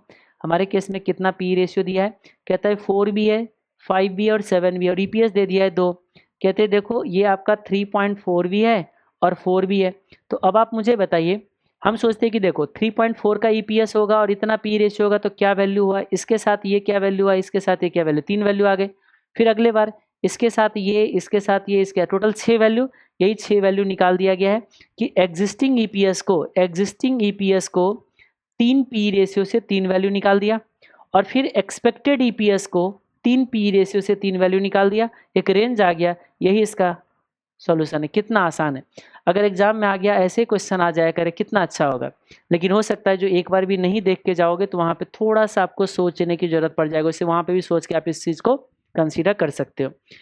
अब छोटे छोटे 3-4 और रह गए, तो इसको हम नेक्स्ट पार्ट में कवर कर लेंगे। बाकी एक और वीडियो बन जाएगा, एक और वीडियो में बाकी सारे जितने भी है, जैसे interest rate risk management, corporate valuation, international financial management, security analysis और रिस्क मैनेजमेंट, 5 का 5 चैप्टर एक ही साथ कवर हो जाएगा। छोटे छोटे एक एक क्वेश्चन होंगे, 10-10 मिनट, 15-15, 20 मिनट में हो जाएगा। तो उसको हम बाकी जो है वो नेक्स्ट वीडियो में कवर करेंगे। इस वीडियो में हम लोग यहीं तक रखते हैं।